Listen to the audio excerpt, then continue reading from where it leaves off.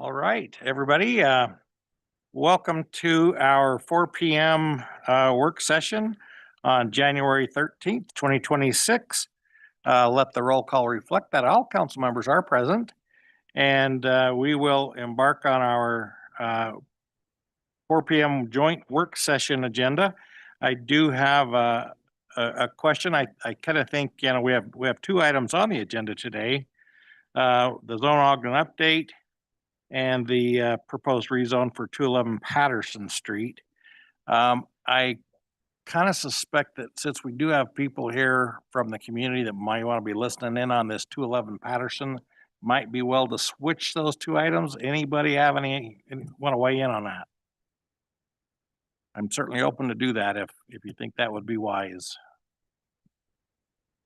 Do you think anybody looked at the agenda and is planning to join us later online to listen in on the 211 Patterson? I don't know. Is anybody online?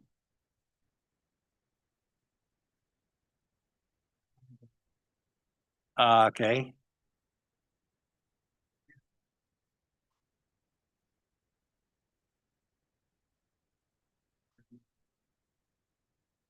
Well, we can keep them just like it is if you think that would be, serve the public better.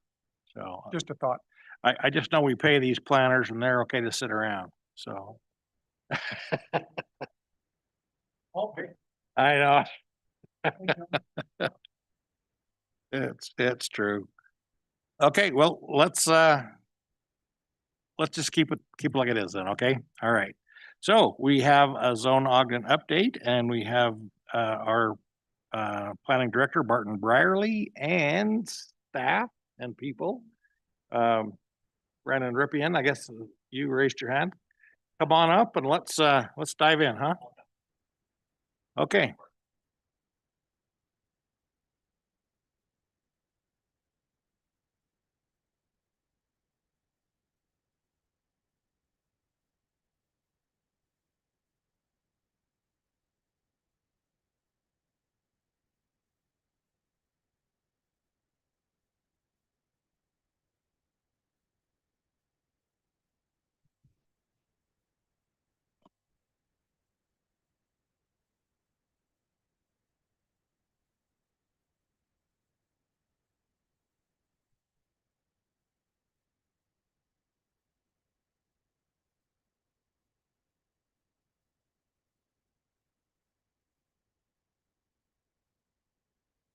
Well, yeah, thank you for the opportunity to present to you today. We've been working on the Zone Ogden project for 2 years now, so it's gone quick. There's a lot of details that we've tried to go through, so when we get the presentation up, I'll go through hopefully enough detail to kind of catch everyone up to speed and help you understand why we're doing a development code update. So you're good. Oh, let me introduce myself. So I'm Brandon Rippey and I'm the senior planner, and I've been with Ogden a little over 3 years now. So I've been working on the Zone Ogden project, which is our code update, and Plan Ogden, which has been our citywide vision and our general plan update. So been mainly working on those, and then we've had a few other projects intermixed with those as well. So, and before that, I worked for Layton City for 15 years as a city planner. So, all right, awesome. So yeah, Zone Ogden. So when we started this project, we wanted to create a logo and a title.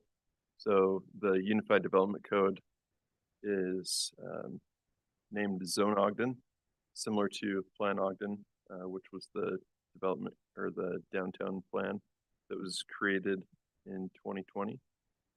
So let's see. There's too many things up here. Does this one work?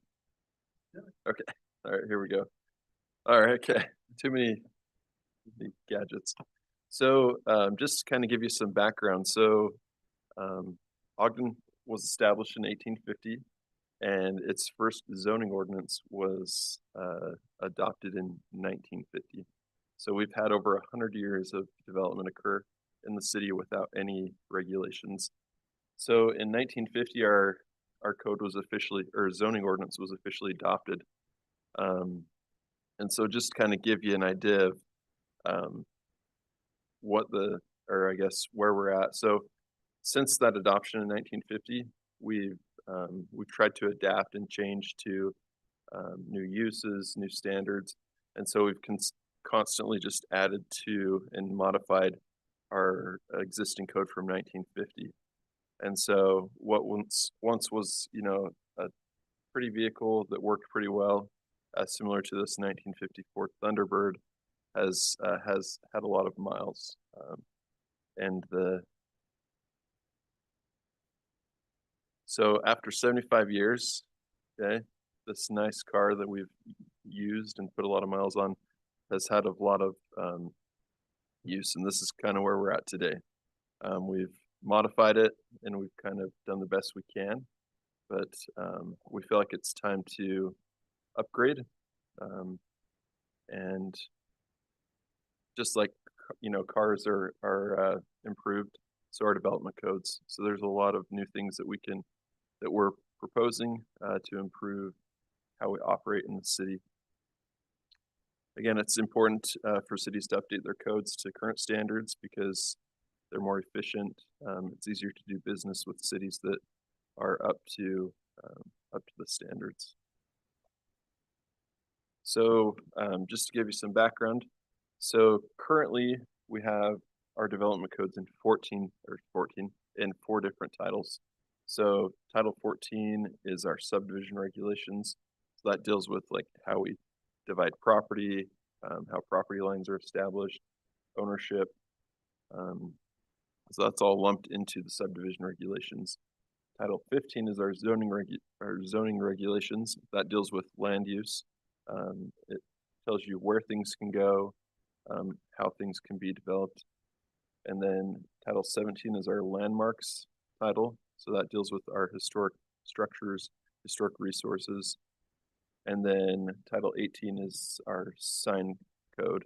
So that deals with attached signs, detached signs, off-site or off-premise signs, such as billboards. So all of those regulations make up what we would consider our development codes for the city. So what we're proposing is a unified development code. So those 4 titles would become one document or one unified development code. And there's a lot of reasons why we feel like this is a good idea. The first is simplicity. So when you combine 4 documents into one, you can have one section that deals with definitions. You can have one section that deals with all the procedures. You can have a section that talks about landscaping requirements, parking, all of those things that have historically been divided into different parts, which makes it extremely hard for someone that is not familiar with their code, and even hard for someone that is familiar, because you have to know the code to be able to use it. So the proposed unified development code has several parts or sections to it. And so I'll just kind of go through these really quick. So the general provisions, that would include things such as definitions, standards of measurement, land use authority, so who makes what decision, procedures, so that includes all of the processes that someone would have to go through in order to go through like a rezone or annexation or even just a site plan review. So that includes all of those variances and appeals. That kind of is variances and appeals. Zones, so that addresses all residential zoning and non-residential zoning. So non-residential zoning would be commercial zones, industrial zones, institutional, those types of zones. Or overlay zones, that addresses things like sensitive lands, overlays, corridor overlays, limited use overlays, those types of things. Historic resources, so that would address everything that was previously part of the landmarks ordinance. So that would be the Title 17 that would be rolled into that. Special use standards, so that deals with things like daycares, home occupations, those types of special uses. Development standards address landscaping, parking. It also includes outdoor signage, so any improvements you make to your property, non-conforming use and development, so that deals with you know, if you have like a commercial building in a residential zone, that would be considered non-conforming use. Land divisions and property boundary changes, so that deals with anytime someone wants to subdivide their property or change boundaries. Let's say someone builds a fence on the wrong location, they have to adjust it. It deals with things like that. And then special standards for land divisions, that deals with things like flexible subdivision. So if you have like a planned residential unit development where you want to have flexible lot sizes or flexible setbacks, things like that, that's that chapter would deal with that. So all of these chapters have been drafted to this point, and we're currently going through all of those with our consultant. And I didn't actually tell you, so Logan Simpson Design is the consultant that's been working with us throughout this process.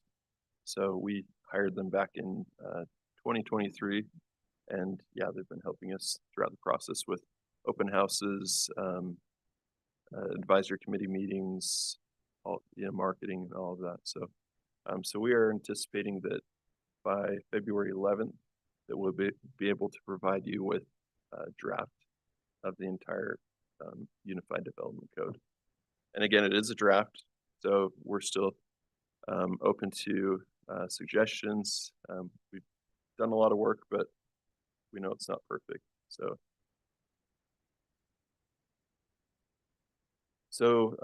throughout this process, we've had an advisory committee that's helped us comb through all of these standards.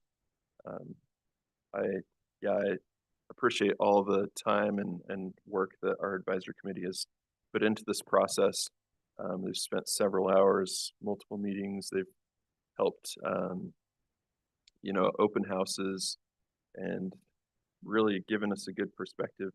We feel like there's a good variety of individuals on our advisory committee.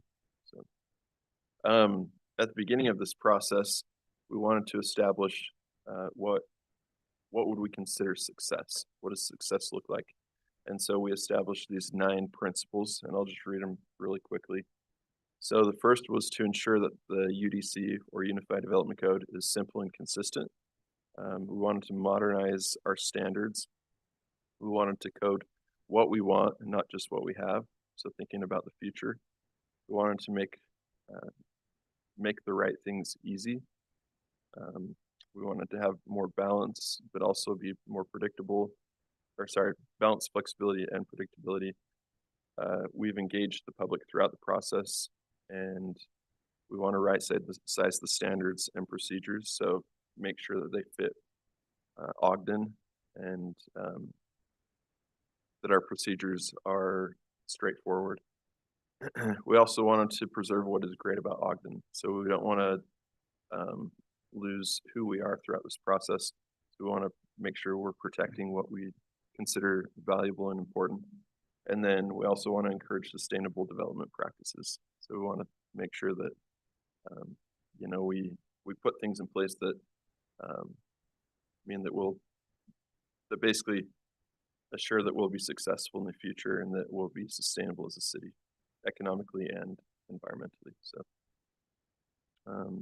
Brendan, can I just make a mention here? Just Brandon's making his presentation, but if he strikes some kind of a question in you, especially the new council members, feel free to ask those questions and to get yourself informed as we go along through this process. I don't want you to feel like you can't ask questions this is a dialogue that we try to have here. So absolutely.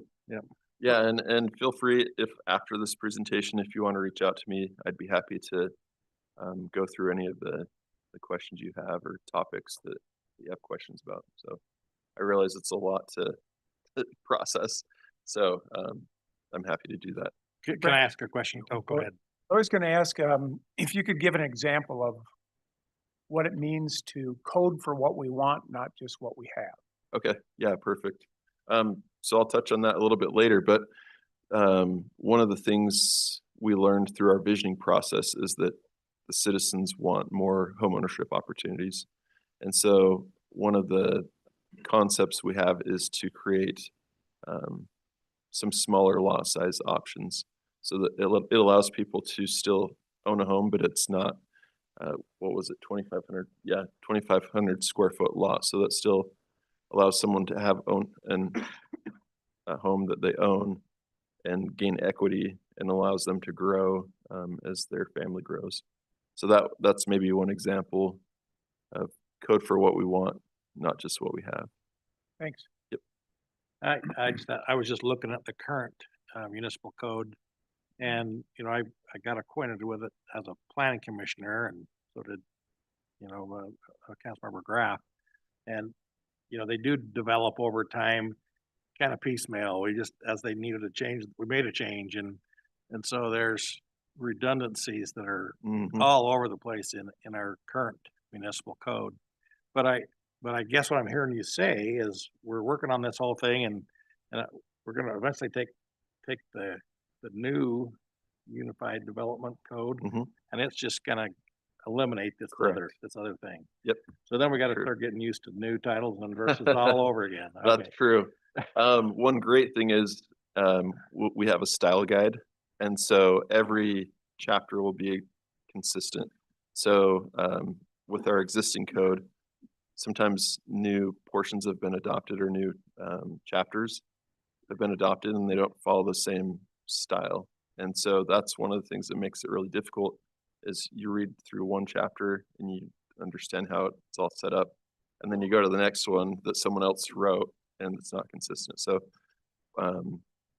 that'll be a great thing for the Unified Development Code is anytime we add a new chapter or portion, we'll have a style guide that it has to follow so that it's consistent into the future.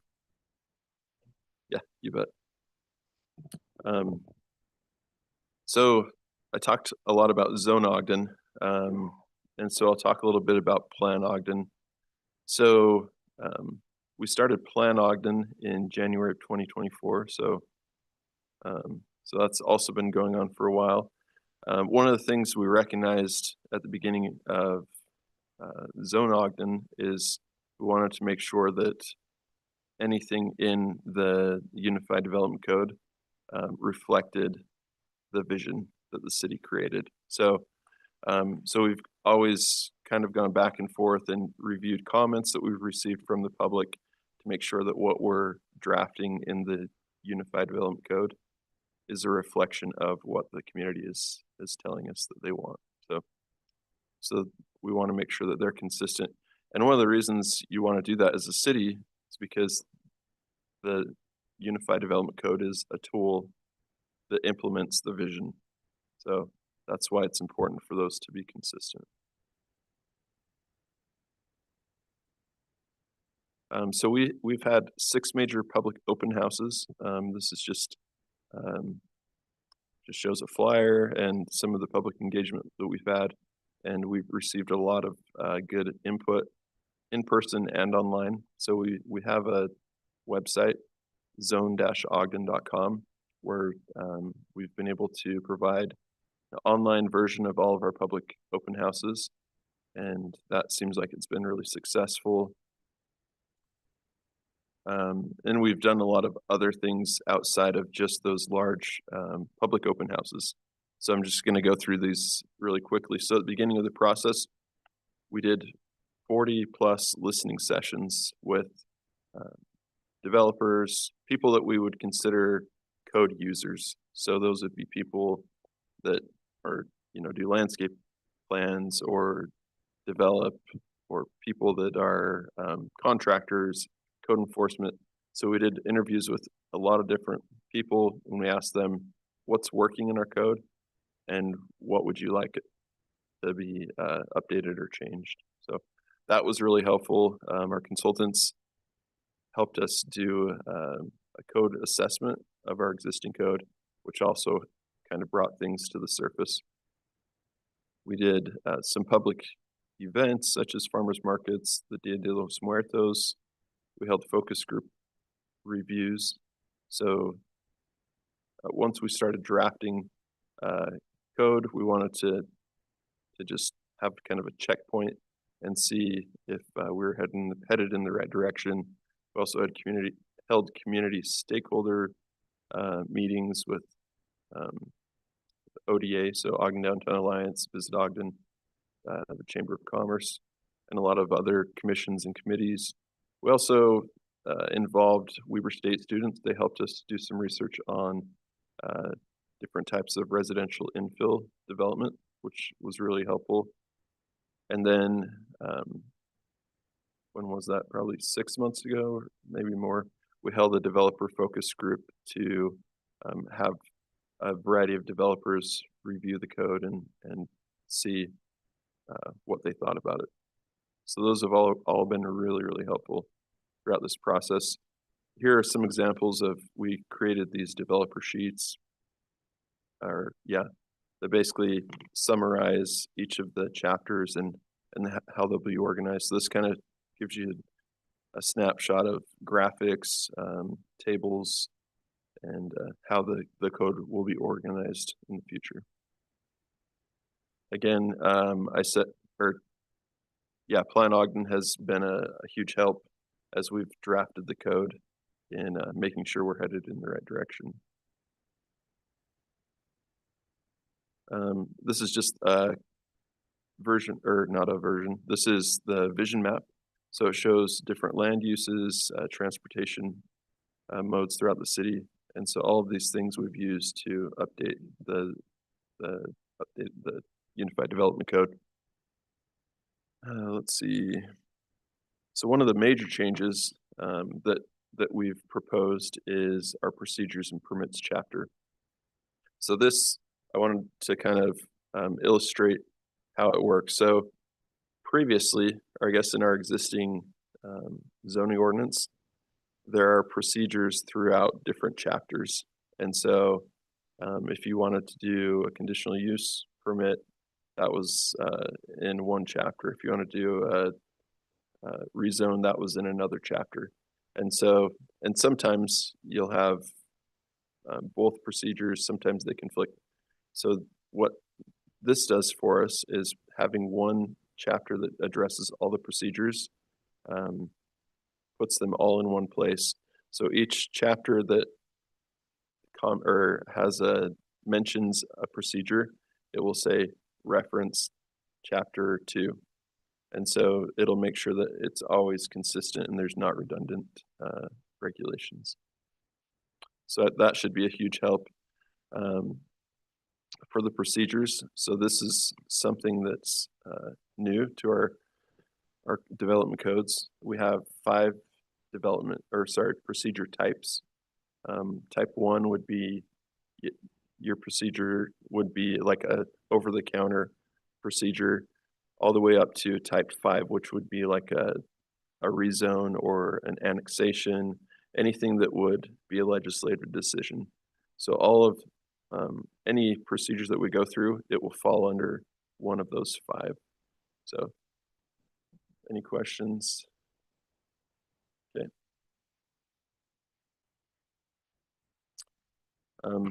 The other nice thing as far as making this user-friendly is we explain where to start and how to get to the finish line. So we want to make sure that we spell out what the procedure is, what the noticing requirement is, whether it's mailings or posting it on the property, who the recommending body is, and who the final decision maker is. So we want to be very clear on that. We're planning on using a lot of tables, which we feel like makes it a lot more user friendly. The tables, the nice thing about the tables is we'll also have links. So if there's a special regulation, let's say for cottage lots on this table, it says subject to standards, chapter 138. You'll be able to click on that link and it'll take you right to that location where those standards are. So that's that will be a great feature that we feel like will be make it a lot easier to use this code. We'll have spatial standards, so those deal with setbacks, lot coverage, hard surface, those types of things. And then the great thing about a unified development code is we'll have all of our parking standards, landscaping standards, all in one section. Right now, it's kind of all over the place, and you have to really know the code well to know all the standards. So this will consolidate all of those development standards into one location. So if you, that's basically it. And then every table will have links to those spatial standards. We'll have a new chapter called Standards of Measurement. And the great thing about this is it will eliminate a lot of, confusion. It will spell out, how we measure height limits, how we measure setbacks, how we measure, the width of a driveway, things like that. So all of these things will have standards. The nice thing about having more tables, graphics, is it'll make the submittals, it'll improve the submittals that we receive as a city. So this will help make it more clear as to what our expectation is, and it'll, hopefully speed up the process for the city as well as for the applicant. So Barton put this together. This was a document that was helping just kind of go through what we're trying to accomplish. So,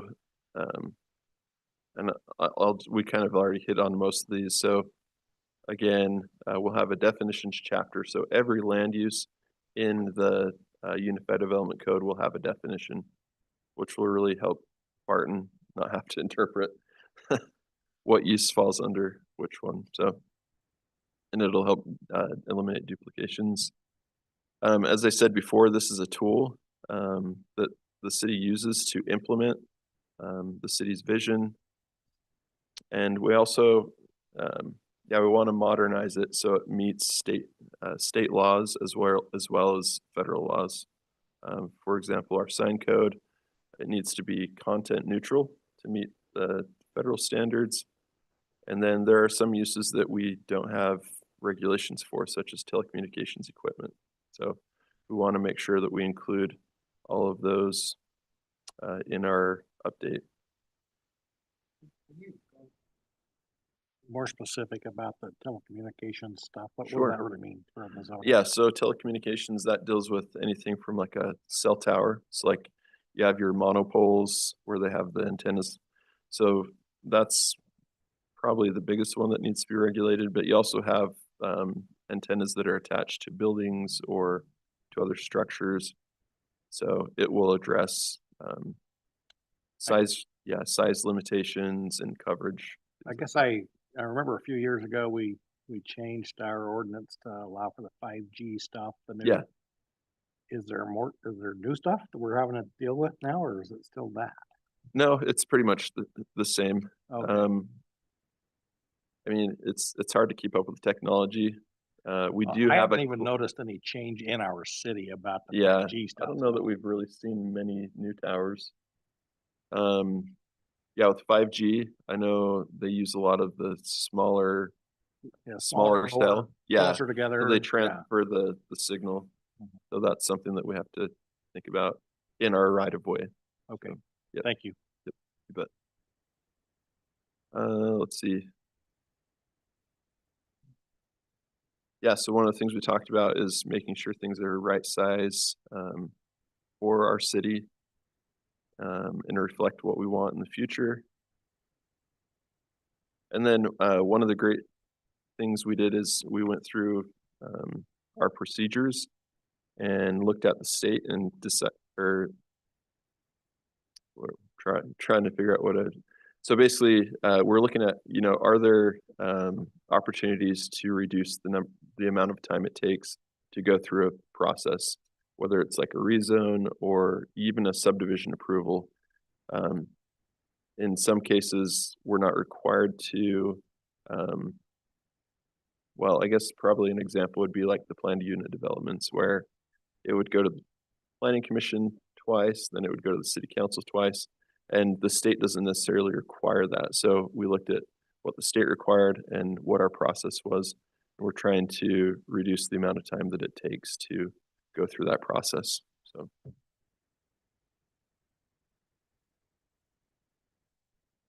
We talked about this already. You know, code what we want, not just what we have.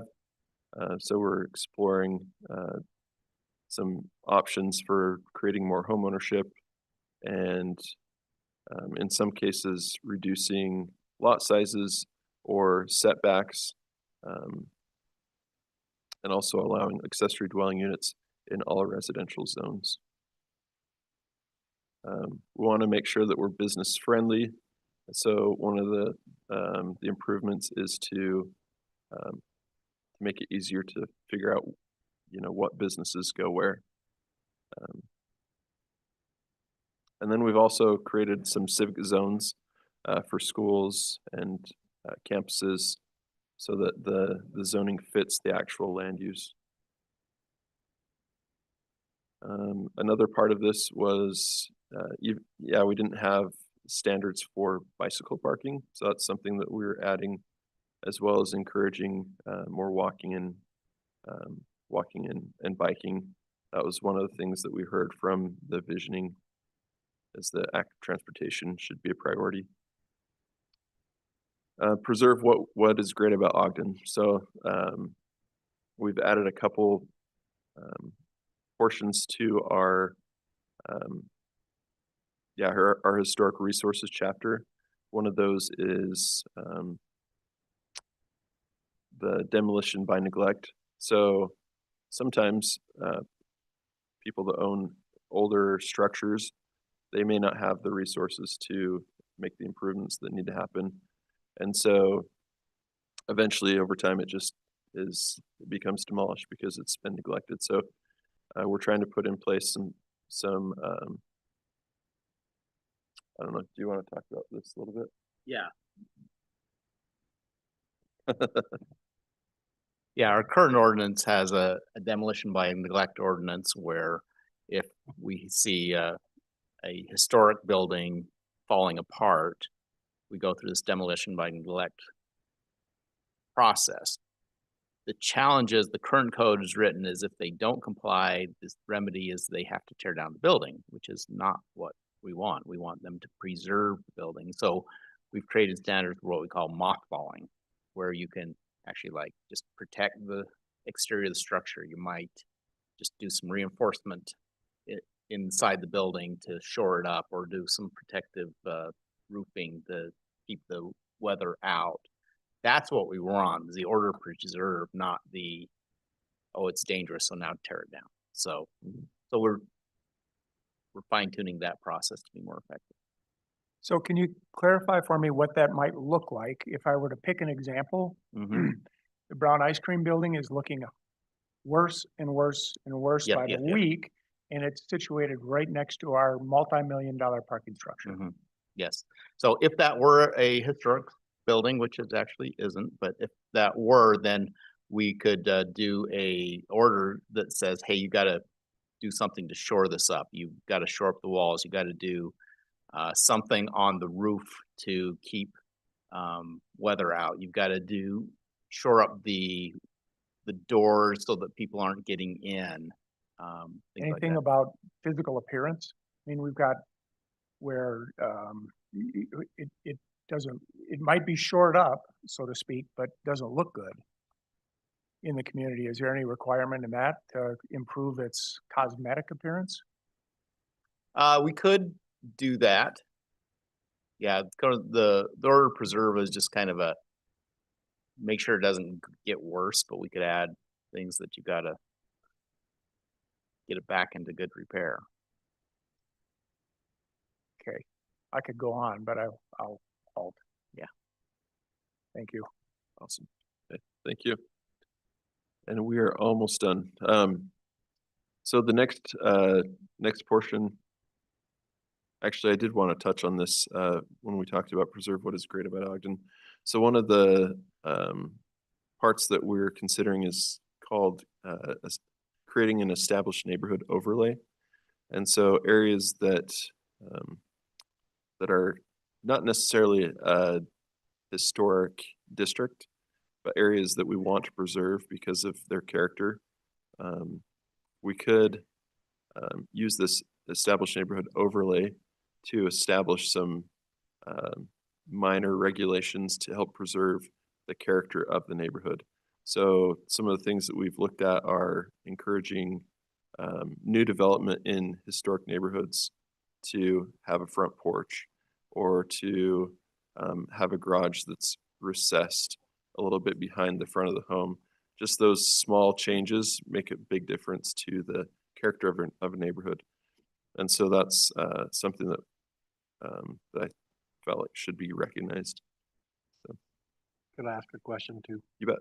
You know, we've been talking mildly about formula-based businesses for a long time, you know, which is one of those things that is what makes Ogden great.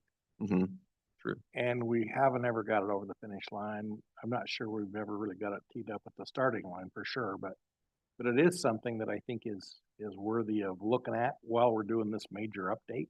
For sure. Is it something that is on the radar, or is it something that we need to add to the process? Or Yes, actually. Yes, it's chapter 94 in the plan, in the Okay. code that we'll present that to the planning commission and you and decide whether you wanted to do it. But yes, and we're focusing on 25th Street and focusing on their limiting the number of chain businesses Right. that could do on 25th Street. So Great. there's, that chapter's drafted and it'll go through the planning commission and city council. We've talked with Visit Ogden and Downtown Association about that also. So that'll be coming to you. great, thank Yeah. you. That's good to hear.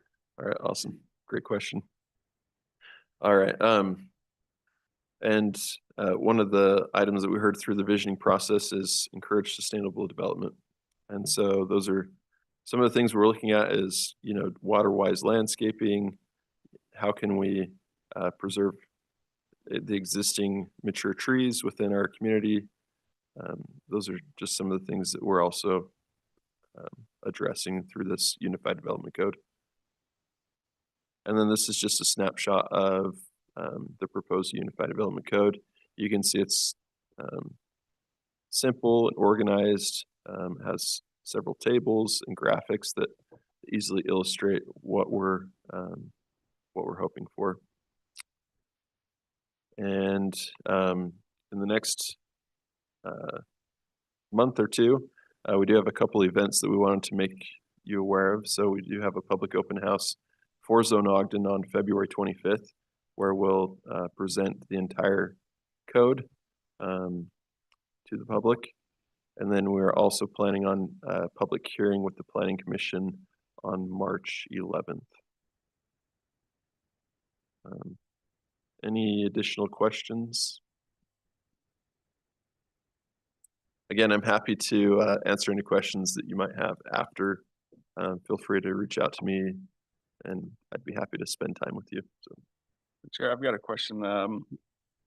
What's the timeline looking at for completion? I mean, I know it's been quite a road here, but do we have an estimated we're done date? So Are we ever really done? You know? Yeah. well, we're hoping that by June we'll have this done. It's going to depend, how many meetings the planning commission has. They might take 2 or 3 months, so it might take a while. It's got to go to our legal team and they've got to prepare it, and it's got to come to the city council, and you'll want to have, we'll be having several more work sessions with you, talk about all the details, and then come to you for adoption. So that's generally the time frame we're hoping. I think that's kind of, it may take longer, it may take shorter, but I doubt it'll take shorter. It'd be a miracle. And you said by February, we should have our hands on a draft? Yeah. Yes. Yeah. Yep, February 11th. Yeah, and there's some early drafts on the Zone Ogden website. They've Yeah, been that's kind of, true. we've gotten a lot of public input and we've tweaked those based on the public input, so. All right, yeah, so we do have two websites, one for Plan Ogden and one for Zone Ogden, so feel free to check those out and So are they gotten to just through our city website, or do they have a zoneogden.com or? yeah, zoneogden.com and Okay. planogden.com. Yeah, or you go to the planning page on the website and it'll give you True. links. to Okay. it. Yeah, you can go there either way. All right, thank you. All right, thank you. All right, the next item on our agenda today is proposed rezone for 211 Patterson Street. We tabled this on December 9th to the 20th, so that's next Tuesday. To get some, well, really to get Councilmember Lopez involved. She was as a close neighbor to this and has certainly a lot of contacts that maybe the rest of us don't quite have. So we wanted to put this for a little bit of a discussion today. So I don't know how we want to start this. However you want. Let's get Joe going then, and let's have you. Let's get chewing. All Yeah, right. let's go. So I'm Joe Simpson. I've been with planning for a number of years. I'm approaching 19 years with the city. It's been awesome. And please reach out if you ever need anything or have questions. And I hope we can have a good discussion, and I hope we can help you make your decisions that you need to make. So what we have before you is a request for a rezone. So this is changing the zone of one property from a multifamily R4 to a multifamily R5, which is just slightly more density that is allowed with that zoning. That's it in essence. So to give some perspective of where we're looking at, this property is located off Patterson, and it's adjacent to a CP3 zone, which is our most intensive commercial zone to the adjacent south. And then the property itself is zoned R4 and is surrounded by a mix of single family, duplex, multifamily uses. And is located in our awesome Jefferson community. And the property itself is just over a half acre. And it adjoins a property to the adjacent south that was recently just developed with an apartment building on it that was developed by the Ogden Housing Authority. And this project is also owned and would be developed by the Ogden Housing Authority. Right now it's vacant, so.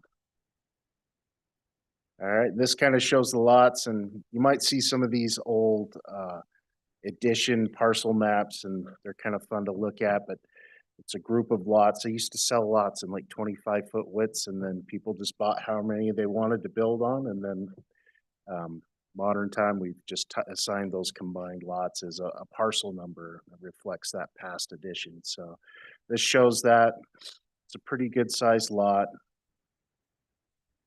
Right now shows the vacancy in this area, shows that existing apartment to the south. And this is a low to moderate income housing apartment that was built to the adjacent south. And there's what's called an abutters alley that separates these two parcels. And that alley is owned by all the properties that abut it, and they're used for access. And so the intent is they would be using that, and these two buildings would function together.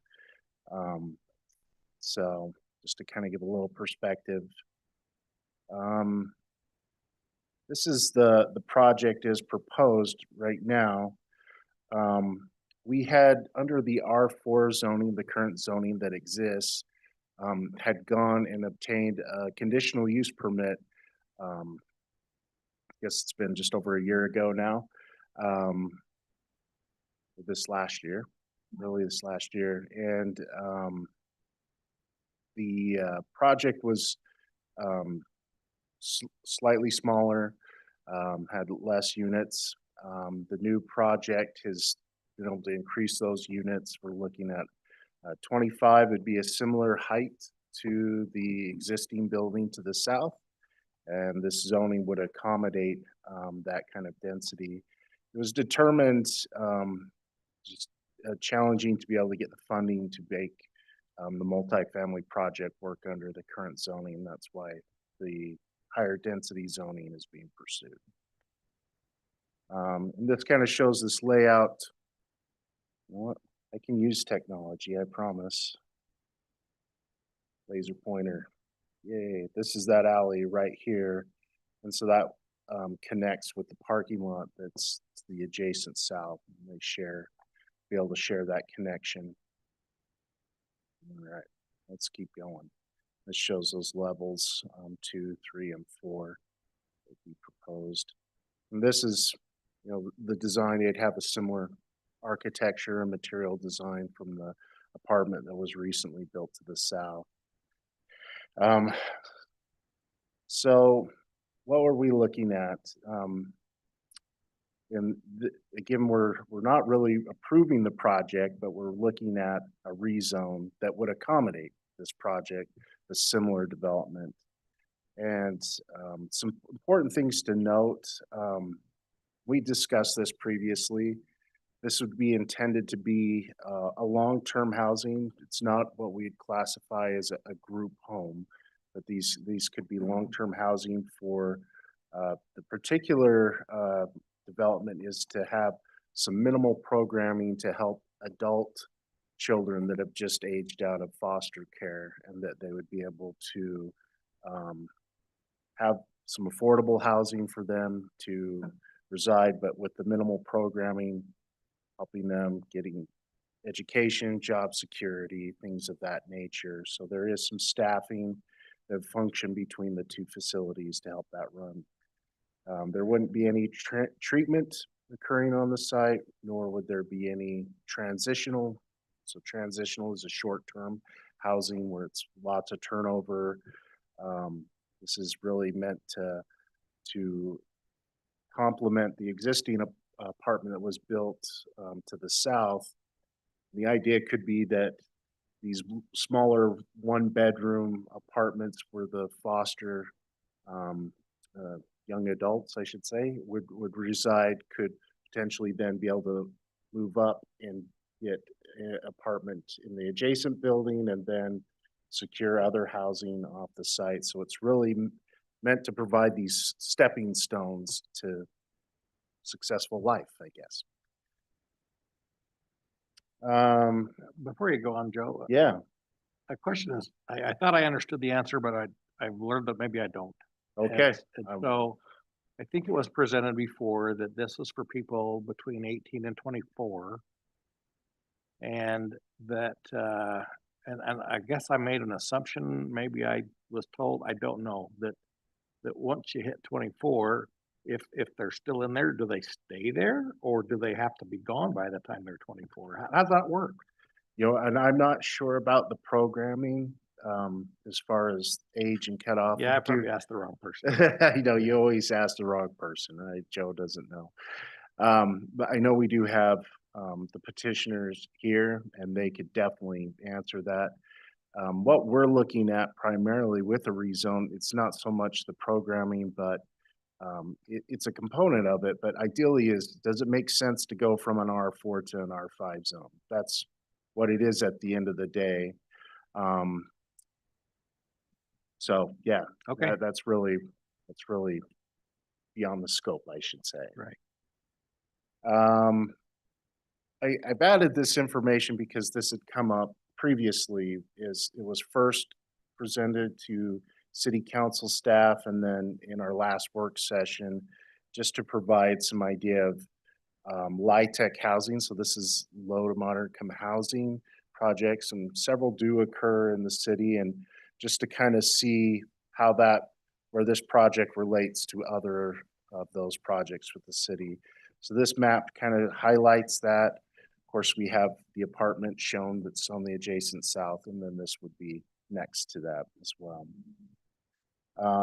Important to note, parking was a question that came up quite a bit. And like, do we have enough parking that could support it? And though that's not really part of the rezone, what we're looking at, unless there was some kind of development agreement or something more detailed that was to be pursued.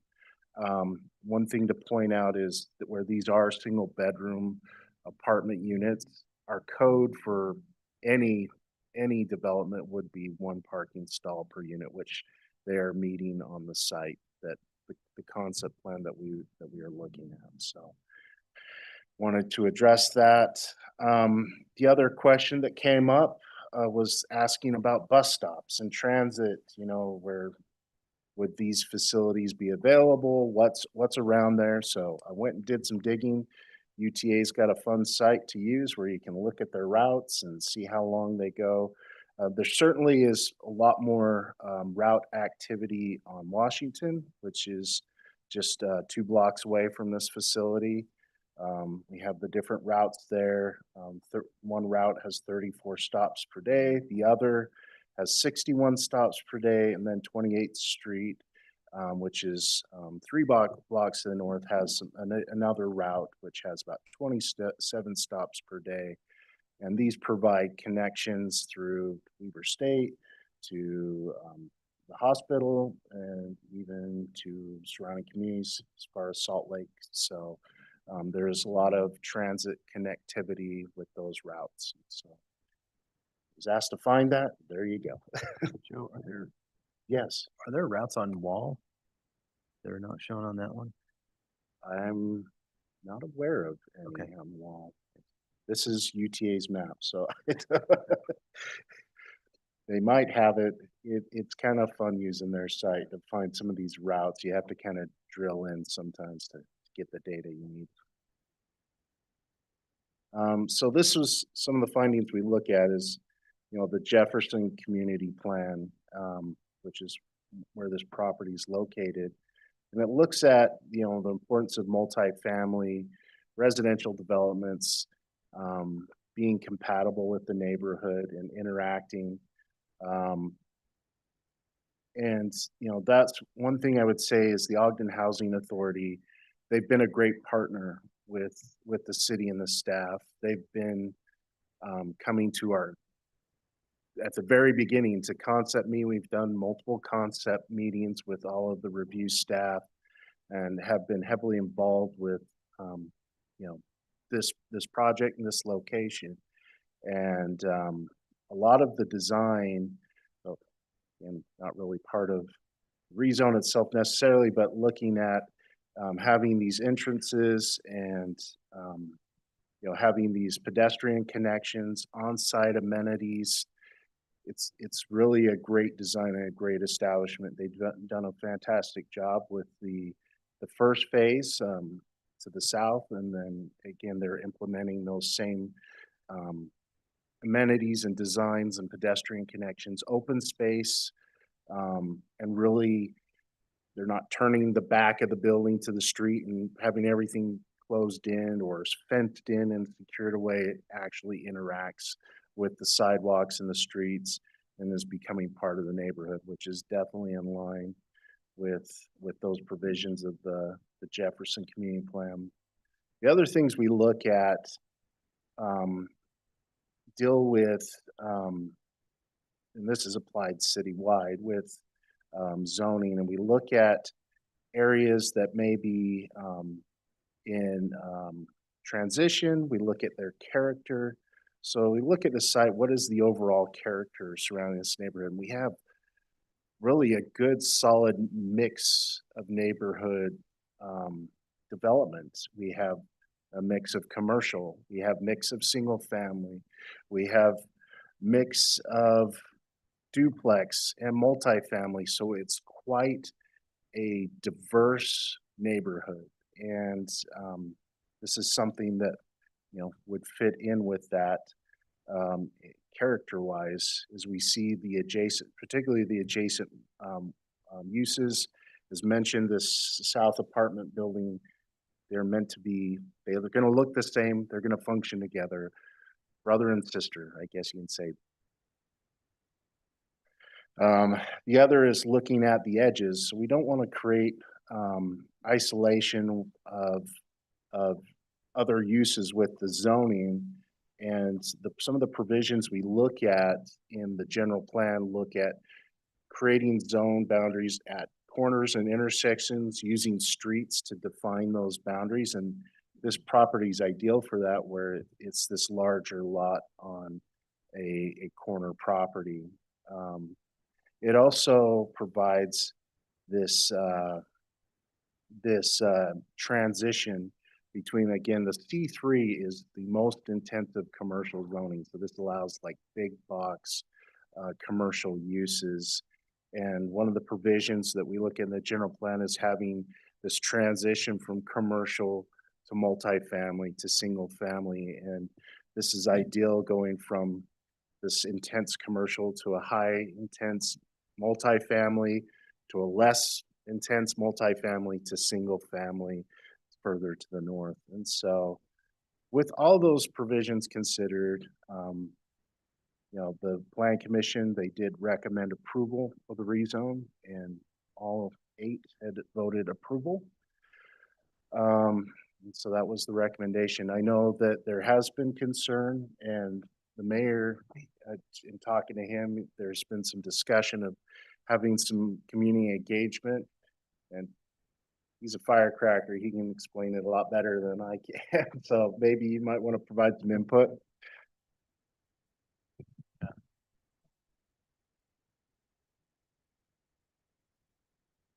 Joseph, I've been called worse things.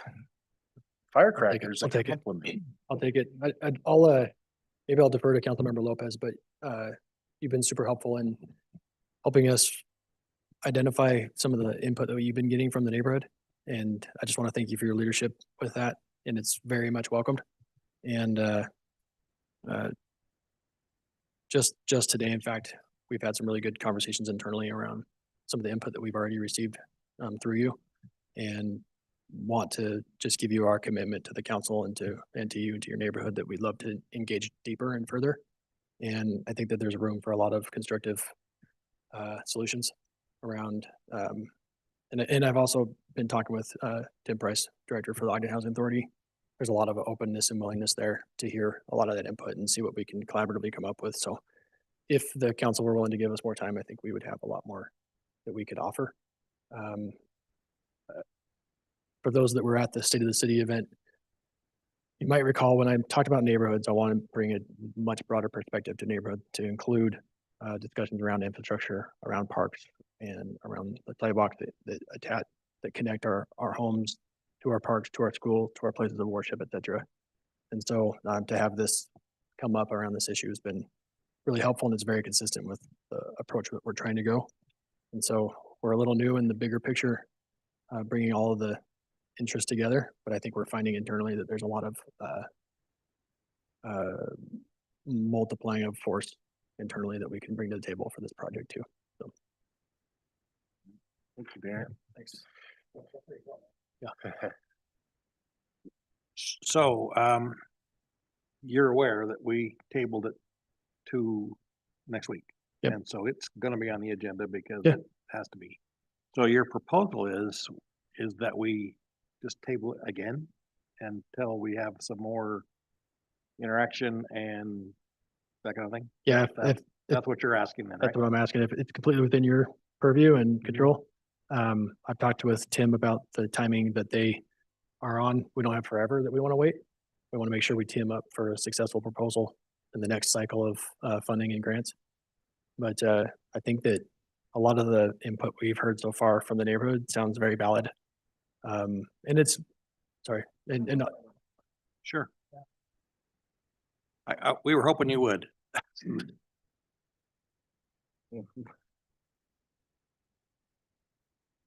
Did you give the new person the bad microphone? There you go. Now There. we can hear you. Yeah, thank you, thank you. So I've been living in that neighborhood since 2019, and I live in the 256 lot there. I want to speak clearly and honestly about the challenges facing in that neighborhood. And the neighbor have shared serious concern about how the proposal could affect traffic, parking, infrastructure, and overall quality of life in the neighborhood. The area already dealing with safety issues, poor lighting, parking shortage, sanitation problems, related activities, and ongoing traffic challenges. These are no abstract issues. They are affecting families, seniors, and working residents every single day like me. Before we make a final decision, I strongly believe we have a responsibility to put a comprehensive improvement plan in place, one that directly addresses this condition and protect the people who live there. For that reason, I asking the administration to work alongside the residents to develop a plan that is thoughtful, realistic, and community-centered. Respectfully, I request all of you consider tabling this rezoning vote to allow for more comprehensive review, ensuring balanced proposal, and work together with the administration. I believe we can work together in the same way, like doing the development, because the project is amazing, but also the neighborhood needs a lot of attention. And I was wondering, since you are there, if you were willing to share your opinion about this. Absolutely. Next time I'm just gonna let you do it. You just said a lot better than I did. So thank you for that.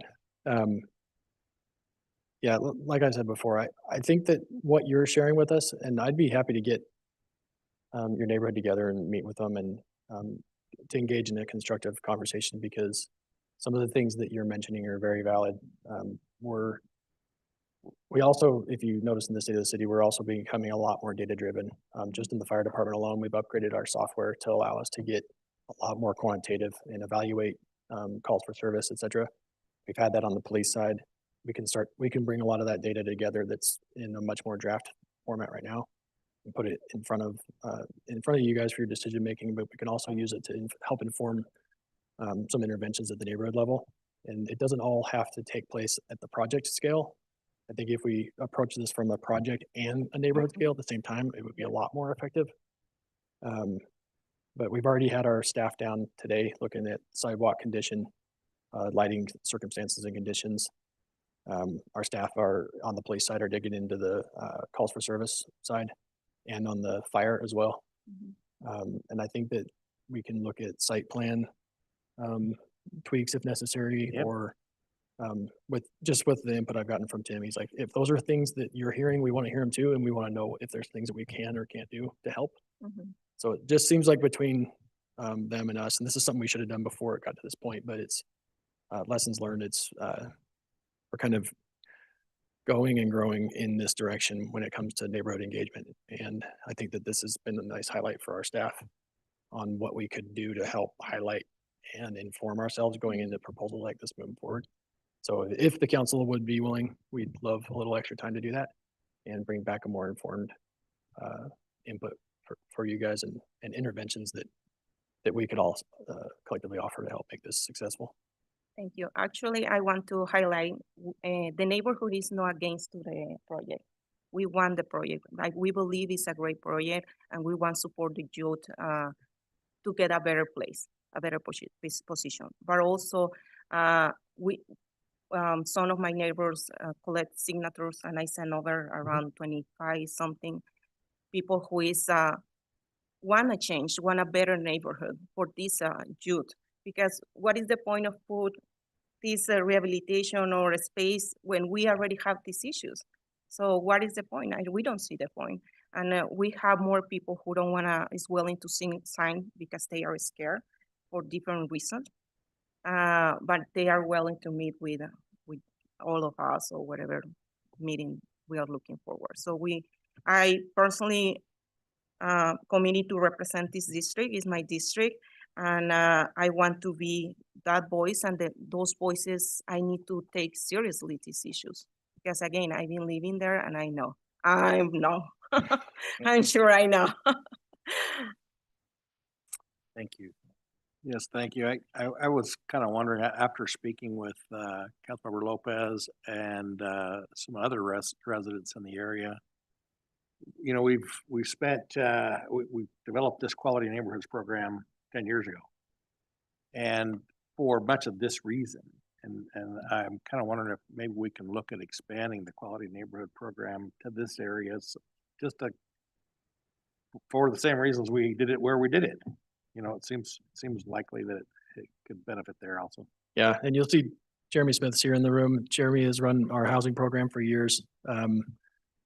To his credit, I've challenged his paradigm quite a bit since my arrival, and he's been really receptive. And he's looking at a lot bigger picture as well when it comes to housing and the housing within the context of the bigger picture. And you and I, even when we were council members together, talked about the Quality Neighborhoods Initiative. We really do need to engage North more as well. Yeah. But the two areas that we've identified in my administration that need more engagement and attention is beyond the trolley district, Jefferson District, East Central, whatever part you want to call that.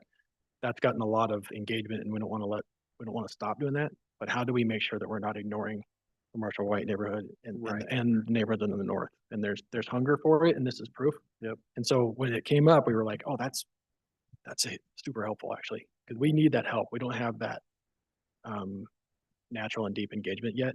And so I think I just told my staff I see this as that opportunity to do it. Yeah. And so we brought our whole team together and said, let's all bring whatever information and data we can bring to help inform this decision moving forward, and we'll adapt our way through it. We'll have to lean on the council if you guys can give us some more time to kind of improve the way we go about things. But that's just a theme for us. We're always growing as we go through things. So. All right, thank you. Chair, I had the, Go ahead.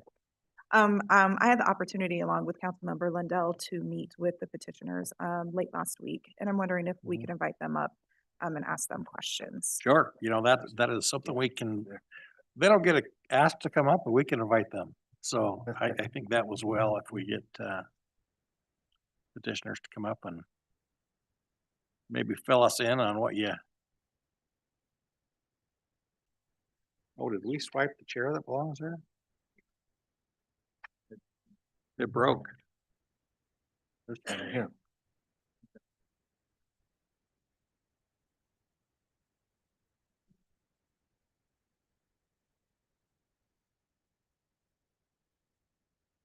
All right. This is a group. So my name is Tim Price. I work with the Ogden Housing Authority. Marquita Wheeler also works at the Ogden Housing Authority, and we have Kristen Mitchell with Youth Future. She's the executive director there that can provide some pretty good insight on why this program development will be so important for our youth. But anyways, we're open to any questions that you might have, and maybe before I start, I just want to thank Councilmember Lopez for sharing those concerns. Those were shared to me by the mayor last week, and I hadn't heard of some of those concerns before. So we want to make sure we're part of the solution, hopefully, that we're a good neighbor and that we can participate in anything that goes on in that neighborhood to make it better. So we want to make sure we're part of that effort over there. Again, I want to clarify, I'm not against the project, neither my neighbors. But for us, doesn't make any sense you put a youth in an area where is substance related activity. So, or where is violence, or where is robbery or gangs. So it doesn't make any sense. So that is why we want to improve before you put some of these kids there, because they want to have temptation. I don't want my kids close to drugs, right? And that is the reality. So that is why I'm asked to the administration, let's put both plans together and we can build both plans together. That makes sense. We're willing to help where we can. Tim or Marquita, could you speak into, with Solus being right there, some of the, just from a building standpoint, what are some ways that you've seen with having that structure there that have maybe have led to greater visibility in that neighborhood as far as like lighting or maybe staffing that's there? So if anybody's been by Solace, it is lit all the way around. The parking is lit. You can see the building when you come off of 31st Street. It is just right there. and it is well lit in that area. We have like 130 cameras in that building, including the exterior, so we can see all the way to Patterson. So anything that happens on Patterson in those first 5 homes, our cameras reach. Anything, we see most of that whole corner. We have 24-hour security there. So when my staff is not there or Tim's staff isn't there, there is security there that are mitigating issues like people loitering. That seems to be really big on that block. And when they're on our property, we have to move them on. So we don't want them on our property. The neighborhood doesn't want them in the neighborhood. So we try to force them down to further down the road, wherever they need to go, just not where we're at.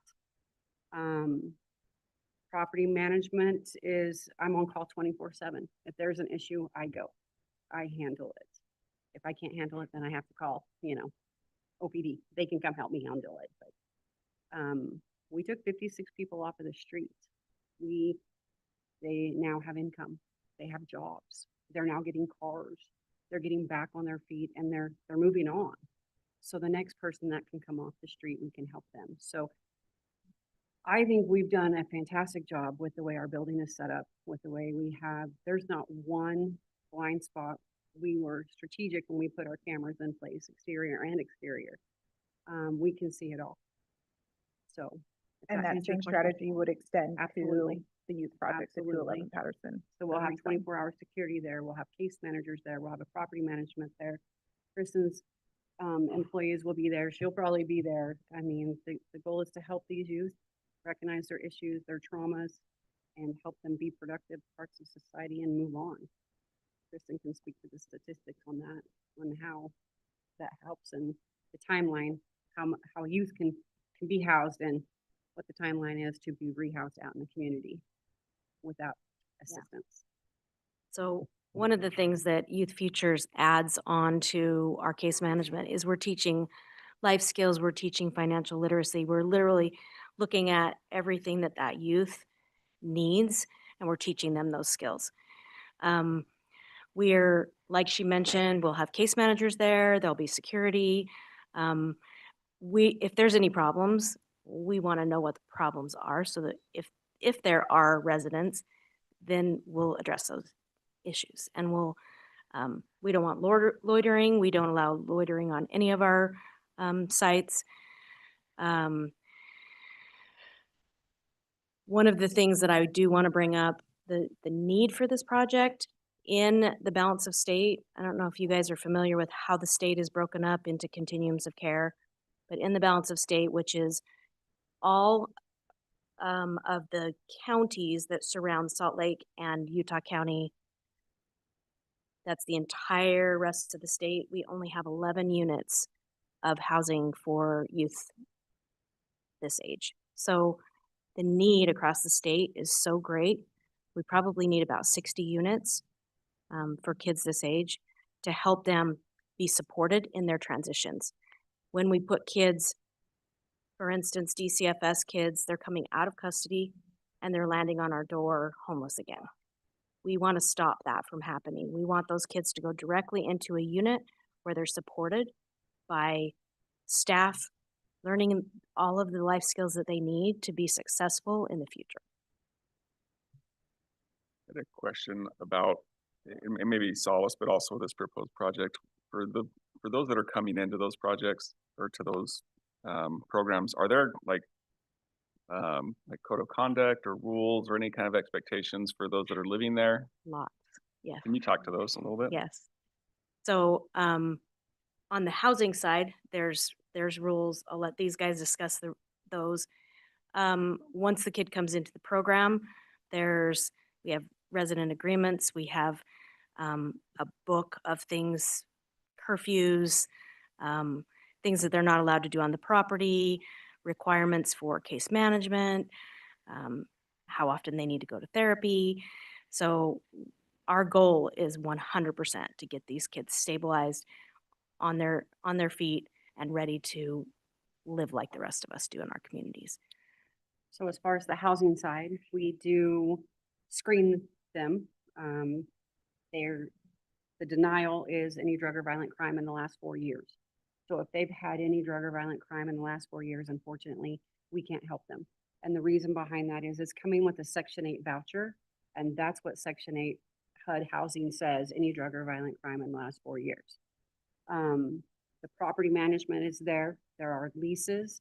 There are building rules. There are community rules, no smoking policies, anything that anybody in the community would have if they go rent at a regular market rate unit. It is very well enforced. Depending on the severity of it, we can call them in. We can give them opportunities to cure the problem. We can staff more staff with them to mitigate issues. Drugs in the unit, I can't save that child or that person even at Solace. It is a zero drug, period. It can't even be in our building. But behavioral issues, housekeeping issues, any other kind of issues, our goal is not just to put them back on the street. Our goal is to help them, teach them how to clean. I've had to teach them how to clean over at Solace, oddly enough. Teach them how to use a stove. They'll come fully furnished, you know, everything will be fully furnished. They'll have bedding, they'll have pots and pans, everything that they need to, and then a move-in box from CCS. So when they move in, they're gonna have food and a place to lay their head. Safe place to lay their head. And we knock on their doors daily. We go into those units, checking on them. We're making sure the unit's good. We're making sure they're okay. What do you need? Didn't get case management yet this week. So we're heavily staffed to make sure that they're. I have two questions. One that just kind of came up, you know, when you talk about they just have, you know, it's a single bedroom deal.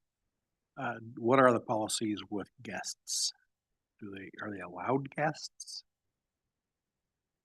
So at Solace, we have an approved visitor list. There is a 24-hour cool-off period because you may want to add somebody and then you don't like them, so we pull them back off. So they are not approved for the first 24 hours. They are escorted in and out of the property. So there's a vestibule that they'll call you from. You have to come down. You have to escort your guest the whole entire time they're in that building. If you choose not to, you'll lose your visitor rights for 15 days. That's the first offense. The second offense is 30 days. So I need to know who's in the building at all times in case of an emergency. And then I need to know who's in the building for the safety of the other residents. So visitors aren't free to roam anywhere. If they want an overnight stay, they have to request that and it's approved, but they can only have 2 days a month. Oh, Not like, okay. they just can't have, they can have visitors every day, but visitors come in at 8 and they have to be gone by 9. Okay. They can't stay after hours. And I asked Joe a question about the 18 to 24 thing. Do you remember my question, or should I ask it again? No, I think your question was, you thought it was 18 to 24. And so our goal, our target population is youth aging out of foster care, as well as youth 18 to 24 that are homeless. Oh, okay. Youth. So we hope to be able to serve both populations. So 24 isn't the magic number, that 24 and you're out. It's just, Correct. okay. All right. That's what I wanted to know. I just was, I didn't understand. Goal is within 18 months of them coming in, that they're out in the community, paying full rent and being productive, right? That's the goal. So hopefully when, you know, if we do get somebody off the street that is 24, that is struggling, that needs our help, they'll be gone in 18 months and have that. It's a 1-bedroom apartment. It's a full bathroom, full kitchen, living room and a bedroom. That need is there. Danny, before she left, is 100 kids in the state of Utah are homeless right now. 25 in northern Utah. So our property will make a dent, but Excuse me, I thank you for the information. I believe it's very helpful, but the facts are different. So again, I live there and one neighbor concern, and I see it, is 3 of your residents, because I assume it's your residents, because are there always smoking and smoking marijuana and pass out in the street. And we have picture. I have picture I can share with you. So the fact is different. And I believe you put all the effort and everything, but how we can enforce these things? Because some of these people, one of these people may be in one of the resident houses. So How we can I would enforce advise you, the people that see it, to maybe call 911. We don't allow any drugs in our building, so if they're out in the community smoking marijuana, or passing out drunk.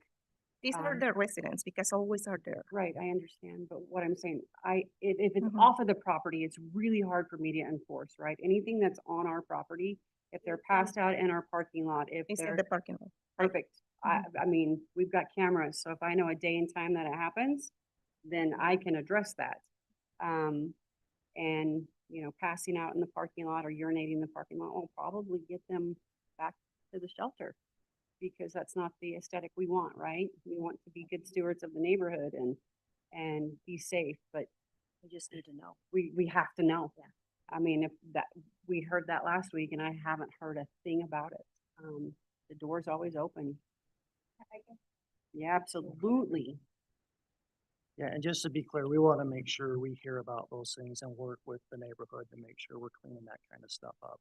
Yeah, and I'm happy for that, because if you are accessible, we can just share the information. It's like, here's the people now, let's figure out, because we want this project, absolutely, we want to support this project, but we don't want more drugs, people pass out in the streets, because those are the things my kids are seeing every single day.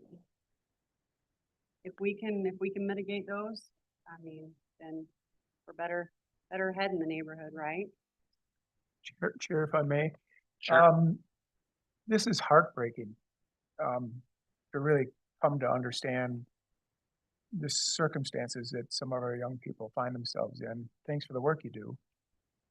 When we had a work session on this a month ago, we were unaware as a group that there was a relationship between Youth Futures and the Ogden Housing Authority, particularly with regard to this project. Can you define that a little bit or describe what the relationship is for us? And do you have relationships in other, is this something you do over at Solace as well? Or is that you catering to a particular age group?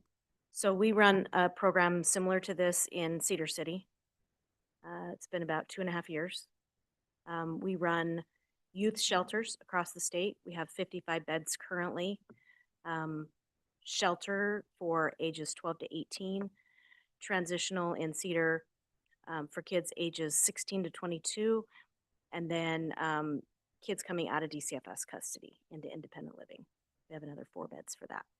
So the conversation has been happening since he brought this up. So we have been working together since the beginning, talking about how we can make this project work for youth, and with us being the service provider, working right alongside with them. Is there a formal relationship? Is there something codified in writing that spells out the Not at- responsibilities you owe each other? Not at this point. Yeah, not at this point, but the conversation has been ongoing all the way back to the 12-unit project they were hoping to get. Okay.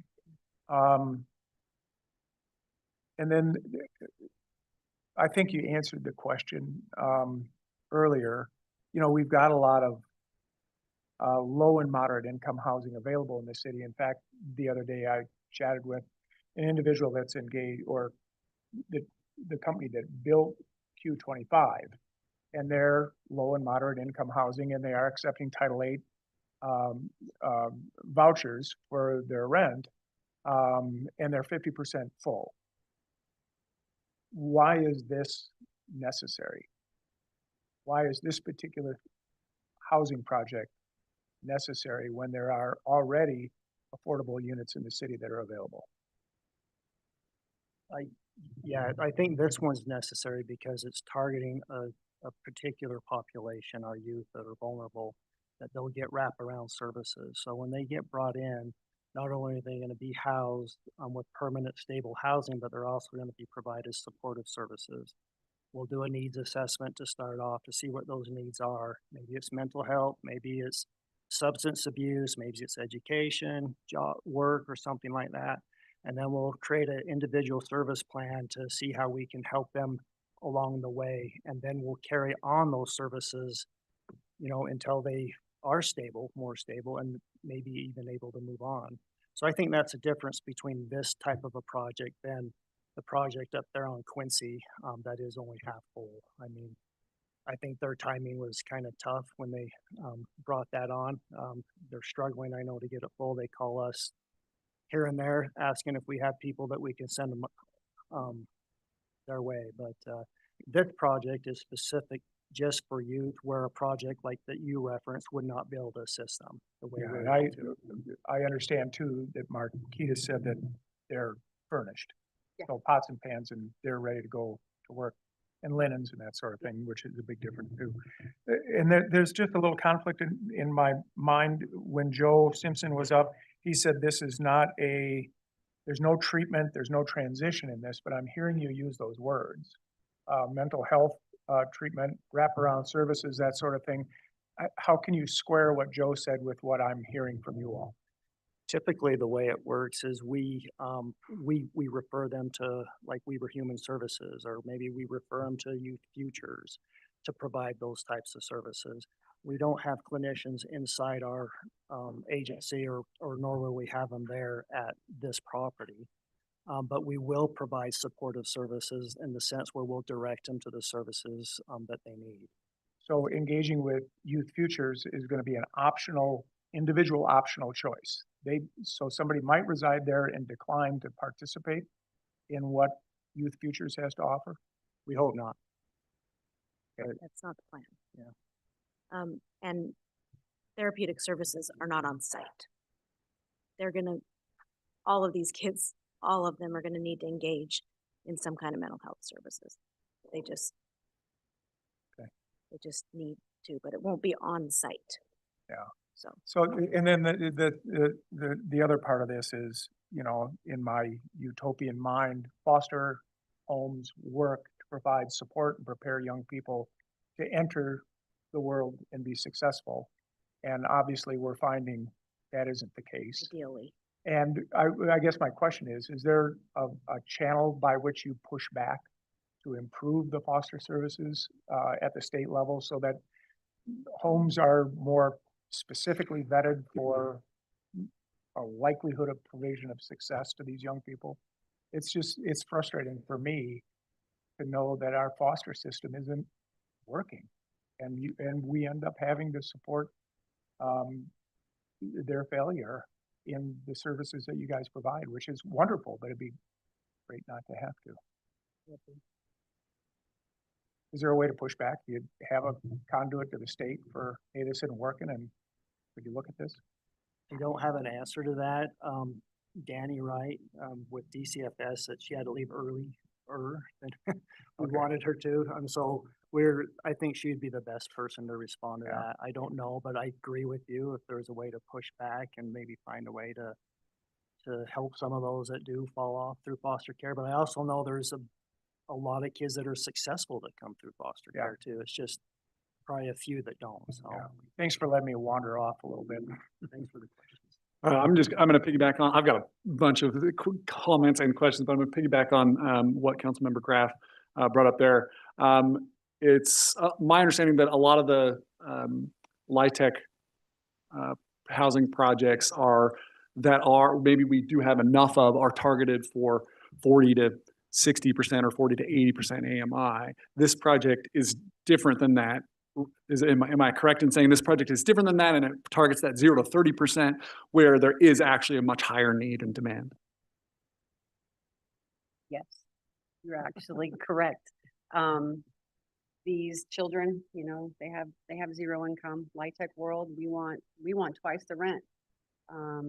And there's not subsidy. If somebody coming off the street goes into a LIHTC unit, you have to make twice the rent. You have to have a job. This property is 0 to 30% subsidized. So them hurrying up and trying to get a job is backwards. We want to take these kids in. We want to hit their trauma. We want to see what we need. The whole needs assessment is going to be the key, where they're at mentally, where they're at education-wise. Do we need to get them in to get their GED? LIHTC properties don't care about that. It's the bottom dollar. It's I need to get your rent. We care about that stuff. because those are gonna be our next adult homeless people. Or unsheltered persons, we want to save them. We can't do it in a typical LIHTC unit.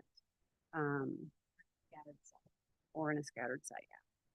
We have the concentrated kids in these units. Our staff is right there to help them transition. And I use the word transition because they're becoming adults, they're coming in unprepared.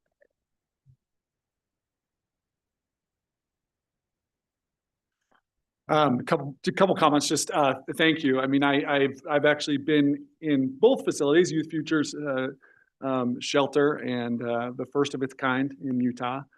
So thank you for the service you're providing for those kids. I've been in the Solace, facility as well. I have a friend who lives there who was, homeless, lost his trucking job, living on the street. And, just the other day, he sent me a picture of his car. Since living in this facility, and he was really excited to have a job and a car, and y'all did that for him, so I really appreciate that. A couple of follow-up questions are, if the project doesn't get, the original project was for 12 units. If the project, if the rezone were to not pass, how does that affect the project? Is the project a no-go? How does it affect funding? And then the second follow-up question to that would be, if we extend this timeline, if we table this issue and push it down, how will that affect funding, and how much? When are your drop dead times? Like, how do we make sure we don't affect funding in tabling the issue? Yep, both good questions. And I'll let Marquita chime in if she needs to, but it would be hard for us to get a project of 12 units funded. We're going after low-income housing tax credits. That's a very small project. It wouldn't be competitive in the application round. That's what we found out last time when we applied for credits. It just wasn't competitive enough. The credits are such now that investors aren't really looking for 12-unit projects. I mean, 25 is probably the minimum they would go. So that's another reason why 25 works. So it would be difficult to, if it wasn't passed, to try to go after a 12-unit project. We don't know what we do. We'd probably have to stew on that and try to figure a way to do it. I don't know. As far as a timeline, I think the tax credit application is either due mid-April or 1st of May. So we need to know sooner than later, because we have to obviously work with an investor, which we have one that we work with. I think he'd be very willing to invest in this. He was a homeless youth once upon a time in his life, and so he would probably jump right on this, but we do need to give them time to see if this is feasible for them. There's other studies we have to do with this to submit with our tax credit application. So we need a drop dead time. It would be like probably February, mid-February or something like that. I mean, otherwise, if we're really pushing that tax credit app, where if we didn't get it passed soon enough, we'd probably be waiting until next year's tax credit app, which would be a year from April, May. Any more questions for the petitioner while we have them up? Yes.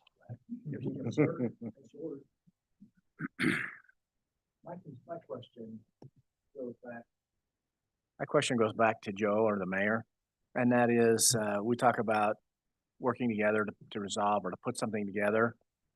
As far as the city goes, administration, to make sure that we meet the demands or the needs of the neighborhood, along with those of Ogden Housing Authority. So what does that look like? What type of accommodations are we looking at that we would need to make, or do you have that answer yet? Are you talking about on the neighborhood engagement, or based on their input? Based on your proposal that we table the project again and then work together with the community and with Ogden Housing Authority, what do you envision as being potentially one of those changes, or something that is more palatable to the neighborhood? So I think, sensitive to the timeline, Tim and I have already talked about that. So I think a couple weeks would be enough. And if we were to engage with the neighborhood, really when we brought this to the police chief, his answer was similar to what Tim said. They were unaware of some of the specific things, and this gives us a pathway to be notified. And so I'm really keen on the idea that they've got a lot of tools and ability on site, but once people leave that site, that's where we should be more involved. And I think we could have a lot more coordinated and communicative approach between police, fire, and the housing authority on more of a day-to-day, plus the neighbors now. So I think that would be one improvement, but some of the things that could happen. Lighting was one of the things that came up. Tim talked about all the lighting on the existing project, and we could look at how do we optimize the lighting as site-specific requirements on the permit approval or on the rezone approval.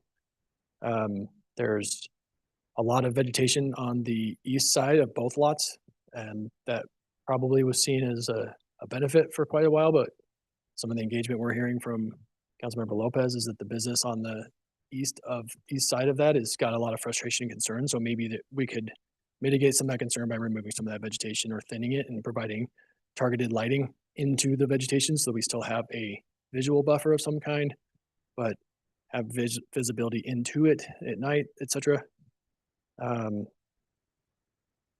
It sounds like the sidewalk condition is in decent shape. I'd like to hear the report back from the engineers that looked at it today. But those are just some of the things that could come up. I think there's opportunity as well for coordinated housing through the coordinated, there's a term for it, remind me, where we bring in all the service providers. Coordinated entry, thank you. I think there's opportunity for coordinated entry for us to be able to have a lot of input into who goes in and who doesn't go in to make sure that there's a high likelihood for success. Just to reflect back some of the conversations I've had with our homeless service advocates. I won't speak for them. I'm not an expert like they are, but I do rely on them for advice on these kinds of decisions and policies. And they report back a pretty high success rate when it comes to these youth that are transitioning into adulthood and need this kind of housing. Most of the kids that they encounter out on the streets are kids that were never placed into this kind of a project. That there's just a lot of intervention that we can do early on that's a lot easier when we do it at that age and when they're housed and they have case management nearby. So they've got some ideas that we'd like to talk to them about too on how we handle that coordinated entry to help ensure some of the concerns that neighbors are bringing up are addressed. But there's clearly accountability checks too with staying there. And that's a huge deal for us because there's a standard in place and there's an accountability to that standard. And I think that that's a big reason why we've seen pretty good luck with the current project. But these discussions have just opened up opportunities for us to have even better luck where we've got more coordinated management when they leave the site. So. And if I could piggyback on that, so process-wise, I had indicated back when we had looked at the 12-unit one that got approved, that was a conditional use. And so a lot of this feedback that we can obtain as we communicate and kind of establish some impacts that are concerning to the neighborhood, that is really 101 of a conditional use permit is it's reviewed and we look at mitigating those potential impacts. So we could look at lighting, cameras, things of that nature. And that's where, right now we're just doing the zoning, but that's where the site specific happens. That's where the rubber meets the road, so to speak. And that's done through the planning commission. So this going from 12 to 25 units, it's still the same process. But we could take that feedback and present that to the planning commission and implement those as mitigation measures to support the project and mitigate potential impacts and concerns to the neighborhood. So that would be my professional recommendation of how we would implement those measures. I have one other comment I'd like to share, and that is I have a lot of interest in this project and I support this project. In all respect to Councilwoman Lopez, my personal respect is based on personal friendship of youth of that age who have been in this exact situation and who cannot seem to see a way out of their position and where they're at. So they're acquaintances, they're friends of mine, and I've watched them struggle throughout their lives as a result of being in those kind of situations. And I think this is an answer that our community can lead out on, and I really appreciate support, your ideas and thoughts. Okay, sounds like we do have some timeline issues we probably want to talk about. I guess I'll turn some time to Glenn, who is the master keeper of the calendar. I am now. We did that in the meeting, Yep. like ceremonially. I saw the book go in your hand. Right. Well, we do have it on the agenda for next week. That is because it was tabled to that day. I think we can work with administration and you as leadership and come up with some options for you for next week. So I'm not sure that we could decide today when you would want to table that for next week. So we'll give you some options next week so you can decide if you want to table that. We'll give you an option to do that as you discuss it next week. That sounds good. All right, anything else we want to discuss about this prior to more discussion next week? I just wanted to speak into one more thing. I know as I've spoken with Kristen, one of the data points that she pointed out was that 81% of the youth that come through her program don't end up in our adult shelter program. This project feels like an extension of that. That we can actually prevent homelessness before it starts is very important. You know, I'm really happy to hear the engagement from the administrative side in that neighborhood. The echoes of the Aspen House here are very strong, and I know during that time we heard a lot of, well, we don't want to concentrate poverty. That neighborhood has had a lot of investment in it, and I believe that's why that neighborhood was very supportive of that project. So investment in this neighborhood, I think, is really important, and I'm happy to see the administration in conjunction with Councilmember Lopez working towards that end. I'm just curious what the engagement portion looks like if we do postpone the vote. Postpone it, and I hear the need to get the LIHTC application ready to go. I myself, in past career, I was a Section 42 LIHTC property manager. So I've seen it on all sides of working with residents or applicants who are applying for at the time in those units set-asides and not able to finish the application process because the background check came back and eliminated them from that process. I've seen the benefit of residents moving into set-asides. And when I say set-asides, it's determinant of the owner what those set-asides look like. I worked with populations living with HIV/AIDS and those who are survivors of sexual violence. And so to see a project, and I know we're considering it as a rezone, but to see the fullness of this project that is supportive of one of our more vulnerable populations in our city, and to know that it's going to come down to assessing what a rezone is. I believe all the information is before us. I believe returning and new council members that we've done our research on this issue, and so I would like to maintain that we keep the vote to next week. If I can just, kind of weigh in with that in mind, I mean, we do have that option. It is going to be on the agenda next week because it was tabled and, it won't automatically be postponed. It will be on the agenda. So, the risk, I think, if we vote on it without getting enough people on board, I mean, is then it would fail. And if it failed, it's then failed. And so I don't know how we would know that. And, it does give us some procedural things we could do, I suppose, but I think there is merit in hearing what the administration is proposing to satisfy some of the concerns and some of the concerns that have been raised by Councilmember Lopez. But that is an option. I mean, it's going to be on the agenda. Be prepared for Councilmember Myers to make the motion. Yeah. So I think I don't know that we have to decide. We probably really can't decide anything here tonight, but I appreciate all the input. That will help certainly guide what we do going forward. My own viewpoint on this, my daughter, I'm a foster grandpa of about 70 kids. She has had 70 foster kids over the last, probably 20 years, I think about now. And, so and she always seems to get, late teen girls. So they're the ones that do you have a kind of is there more girls, more boys that go into these things, or 50-50, or how does that work? It's about 50-50. Okay. Yeah. Anyway, she got a lot of girls, and you're right. There is a need. There's certainly a need. And to Councilmember Graff's point, there is a little bit of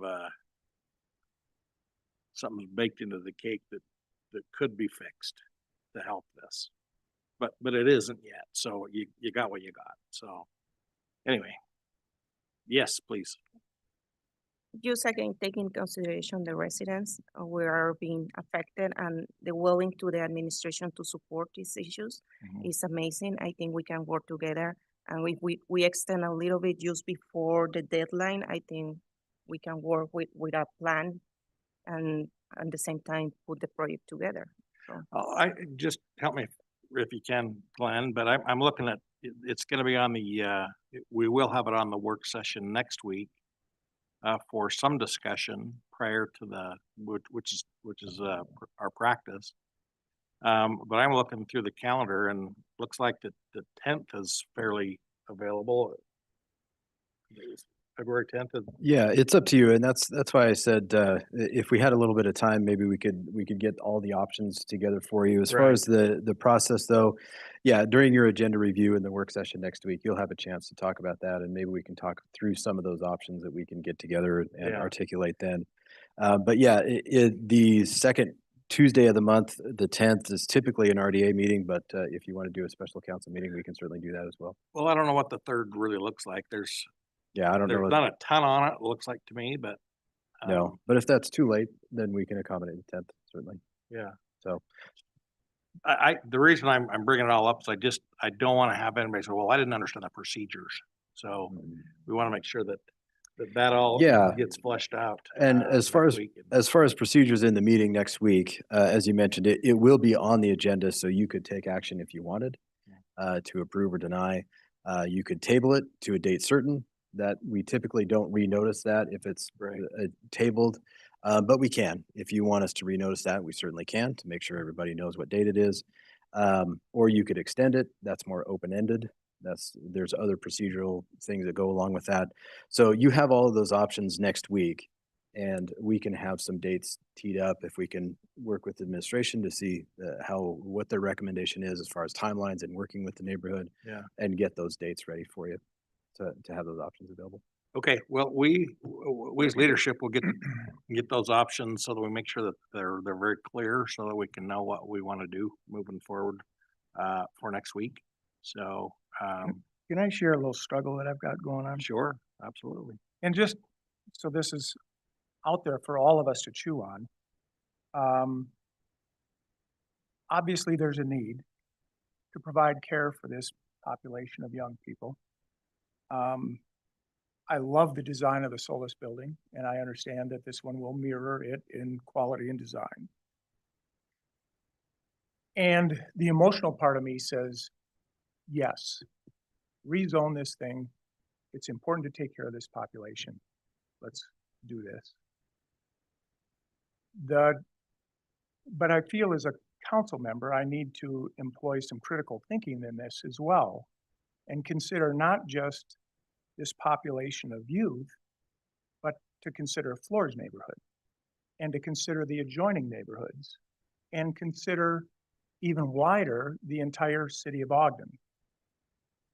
We understand that without going into a lot of the detail in the statistics that I've got with me, we understand we're about 35% of the population of Weber County, and yet we provide over 80% of the affordable housing in the county. We've got more halfway houses and group homes than any other community in the county, and we're being asked for another. Not a single one of us as individuals, or any company I've ever worked for, or any organization such as this municipality, has landed where they are today with one decision. we've landed where we are in our individual lives and our lives of our organization as a result of a slow drip, drip, drip of decisions that we've made in our lives. If we make the right decision often enough, we end up where we envision ourselves being. With that, I wonder if the discussion isn't bigger around, is this where we envision Ogden going? Do we continue to be the community that, the big-hearted community that we are, and add to it and struggle with the overhead that comes with it? And that's everything from law enforcement to homeless advocacy to shelters and so on and so forth. I believe that we can find some case where we're out of balance with who lives here and what kind of contribution can be made to the vitality of this community and lift up the population as a whole, not just people that are fortunate, but provide mentors and models for those that need mentors and models for success in their lives. And I know that this is what the Ogden Housing Authority and Youth Futures does. And to the mayor's point, we can't, I don't believe we can shoulder it all. I think we do need to engage partners that surround us that are doing nothing currently. So that's just what I have to chew on in a decision like this. And this is the same decision or the same things I had to chew on when it came to the Aspen facility up in the East Central neighborhood. It's a tough decision because we got the emotional part of it, and I've got the more critical thinking part that I think I owe to all of my constituents and the city of Ogden. Okay. If I may, yes. just some quick reflections. Councilmember Graff, I'm really excited for ongoing conversations of how we pick apart affordability. And also within your reflections, they were all lumped into affordability and fortunate and misfortunate and mentorship and those who need to be mentored. And so as we move forward and we look at these different housing opportunities or we look at these different projects, I want to engage further with you of making sure that we're not using bias or discriminatory language and lumping everyone together, because affordability means so many different things for our constituents across Ogden City. Yeah, I agree with you. We need to provide housing for those that provide, you know, for the people that make our resort go, for those of us that like to ski, and our hotels and restaurants downtown. And by no means am I thinking that it's all high-income professionals. It's the spectrum, and I think that, and I'm open to the education, but I just am concerned that we're not as focused on the entire spectrum as we are a portion of the spectrum. I'd just like to speak into that a little bit and just kind of reject the dichotomy that this is a emotional versus critical thinking decision.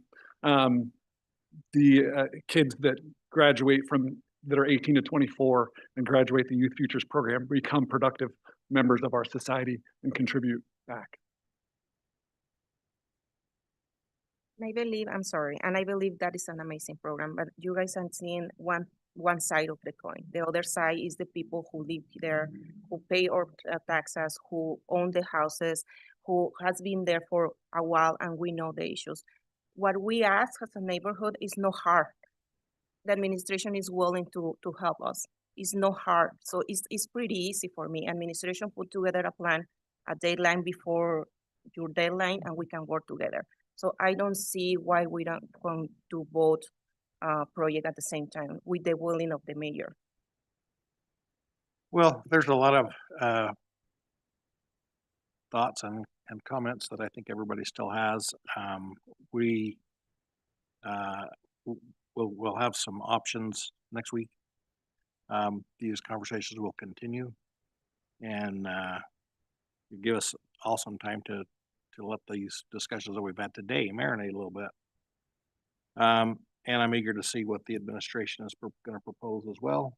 So, did you want to add something else or? Yeah, I just wanted to support the comments that were made because I've done a lot of reflection since we've had all those conversations around Aspen House. And I'll just say that I don't think it's yes or no. I think it's this and it's that. It's this done right with neighborhood engagement, partnership with the housing authority to find ways to mitigate the concerns. And to reinforce what you said, I have not heard anybody from the comments that I've gotten through you that has said they're opposed to it.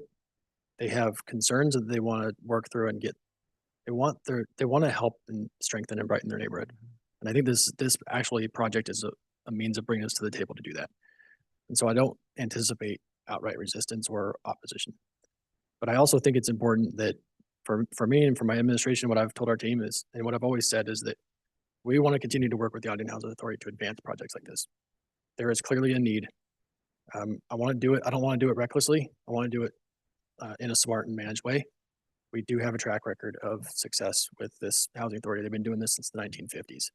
This is not new to them. And that track record is really helpful for us as we go into these decisions. But we need the input of the neighborhood. This public process has actually helped stir that up and bring it to the surface. One of the comments they've made is they don't feel heard in the past. And I want to make sure that that is not the case moving forward. That's big on my mind.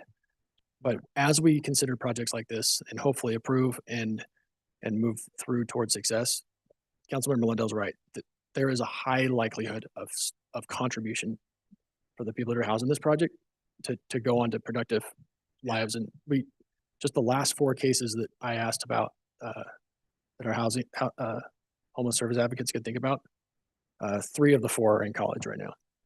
And so there's room there for us to work with it. It has to be managed. It can't just be done and forget about it.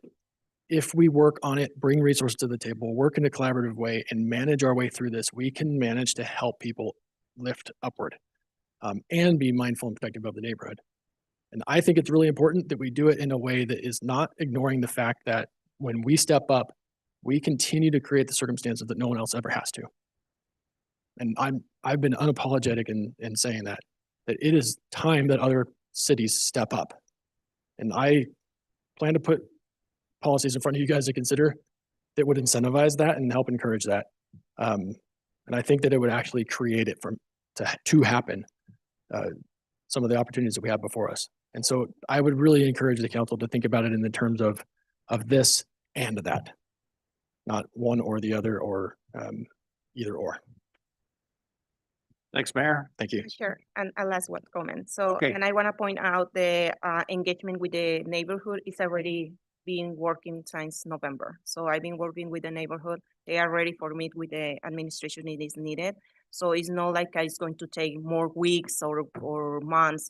The neighbor is already in. We have signatures, we have people there, so we have everything ready. So. Okay. All right, council business. Any council business? I do not. Any council comments? Yes, with the legislative, yes, Chair, with the legislative session starting next week, I'm curious if we have any type of legislation as a council that we get to review, knowing that our lobbyist for Ogden is going to be up there. We have some legislative, the name is eluding me right off. People on the legislative policy committee on the league, as well as people that meet with the chamber and. So I can speak to that. So I'm on the please do. legislative policy committee with the League of Cities and Towns. And so we had our first meeting on Monday, was it? Or Tuesday? Okay. Yeah, it was yesterday. This Yep. week. But so yeah, the league works with all the legislatures and goes through, they have a bill tracker system. And so anybody can attend those meetings and they have like what is it? The doodle or not, Yeah, something where you can. It's the poll. So it's kind of poll app. it's like a poll type of an app, but we also have voting members on that committee to say, how we feel about different things that are being talked about. So it's very broad, it's very expansive. And then on the chamber side, there's the Northern Utah Coalition of Chambers where And it's been an ongoing committee for years, but the idea is to work together with the other surrounding communities and in northern Utah to try and link arms and move priorities forward in northern Gives Utah. northern Utah a little weight that we didn't have prior. 'Cause Yeah, we for- were all kind of doing our own thing and it wasn't concentrated. So this nuke, that's what they call it, the nuke. It's the nuke, yeah. It really helps to serve the needs of northern Utah. Because Provo was getting everything before. So, those things are happening, but we don't have any legislation ourselves that we watch particularly, but we do watch these bill trackers. And those on the legislative policy committee, when there is issues that a bill is about to be voted on and there's kind of a hurry. There's a you call guys to will- action where. Yeah, there's a call to action where you'll see some of those things, and that's where we then reach out to our individual legislators and ask them to vote a particular way. So we're not tracking individual bills as a city. As a city, No, we are. So Well, we are, I'm gonna yeah. Jump in Thank if you, that's all Glenn. right. So probably our best resource as far as tracking on the larger scale is the league. So you already get the weekly emails from the league. They're very, very active. Once the session starts, you'll get daily emails from them. So they track everything that has to do with cities. Internally, the administration does track anything that would affect us. And so they are tracking that on a daily basis. And each person in each department that it would affect is looking at those, tracking those. So we will get those notifications, and so we are tracking those internally as well. But yeah, the league is probably the best resource as far as kind of the larger anything that we relate to a city issue. And so then do we get an administrative tracker, or does that come from you when it comes to issues pertaining Ogden? We can ask for an update. The administration generally keeps that tracker, but yeah, we can get updates. from Okay, them. yeah, I would like that. Yeah. Thank you. If I may share a comment too, I've served on the Chamber of Commerce Legislative Affairs Committee for the past 6 years.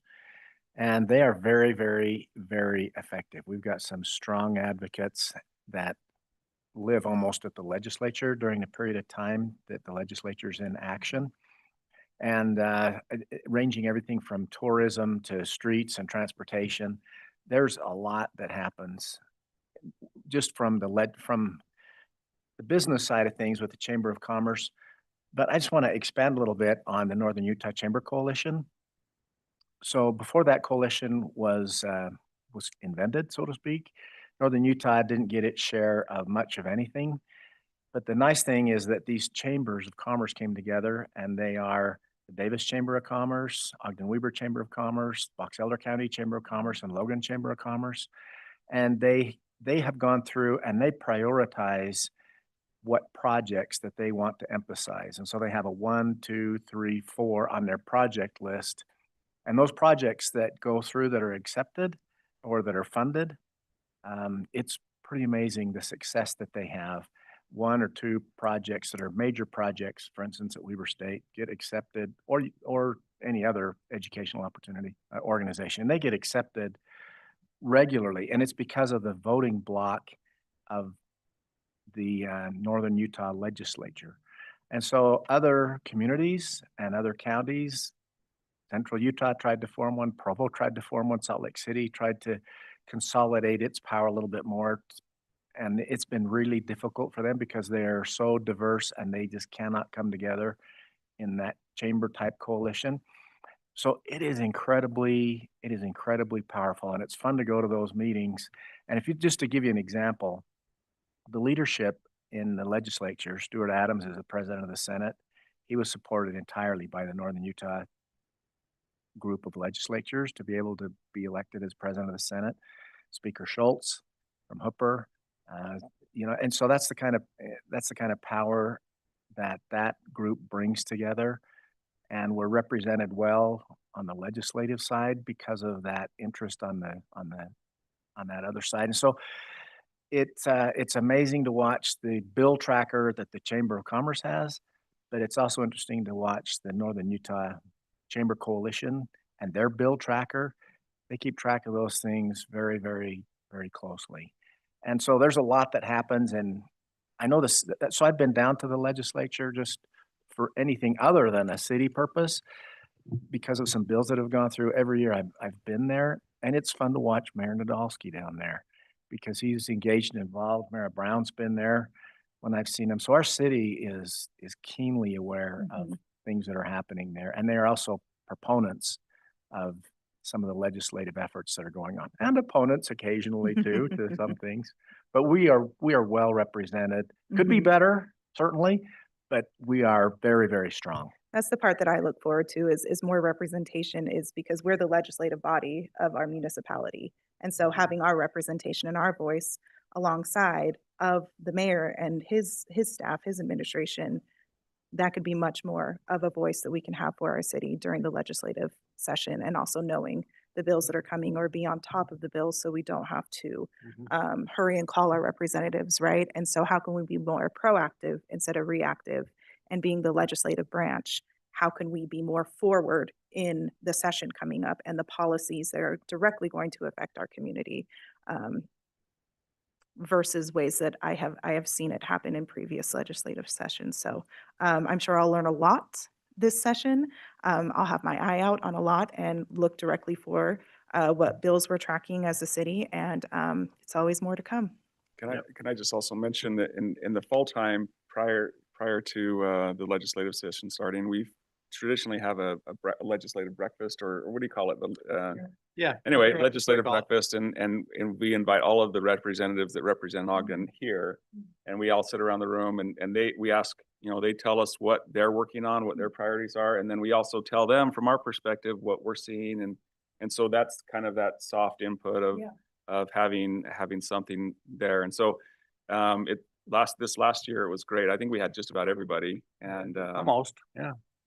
anyway, it's a great opportunity just to have that piece of it too. So Yeah, and it kind of kicked off this morning. Council member Richie and I drove down to Salt Lake City for the United Way legislative breakfast.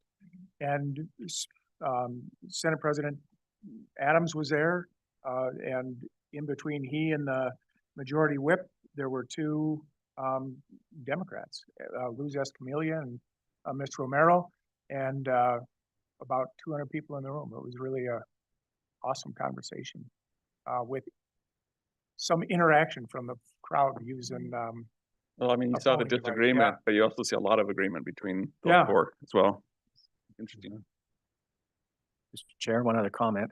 I would also be interested, Glenn, to know what some of the city's priorities are, because it would be nice to be able to take that to our chamber legislative, because I don't have a clue what the city is tracking. So I think you've brought up an excellent point that Yeah. we could probably do better. I like the way you were thinking. That's good. Yeah, we can work on that. On point. All right. Everybody happy? Yeah. Okay, let's call it quits for the day then. Thank you all. By the way, Hope festival. next This weekend. next Tuesday, 3:30, come with your Oh, yeah. smiles on, and we're gonna take the council photo. And before you leave, there's a meal for you in the fridge. So since we didn't eat it here, you can take it home and eat it with you there. Or you can eat it here. Yeah.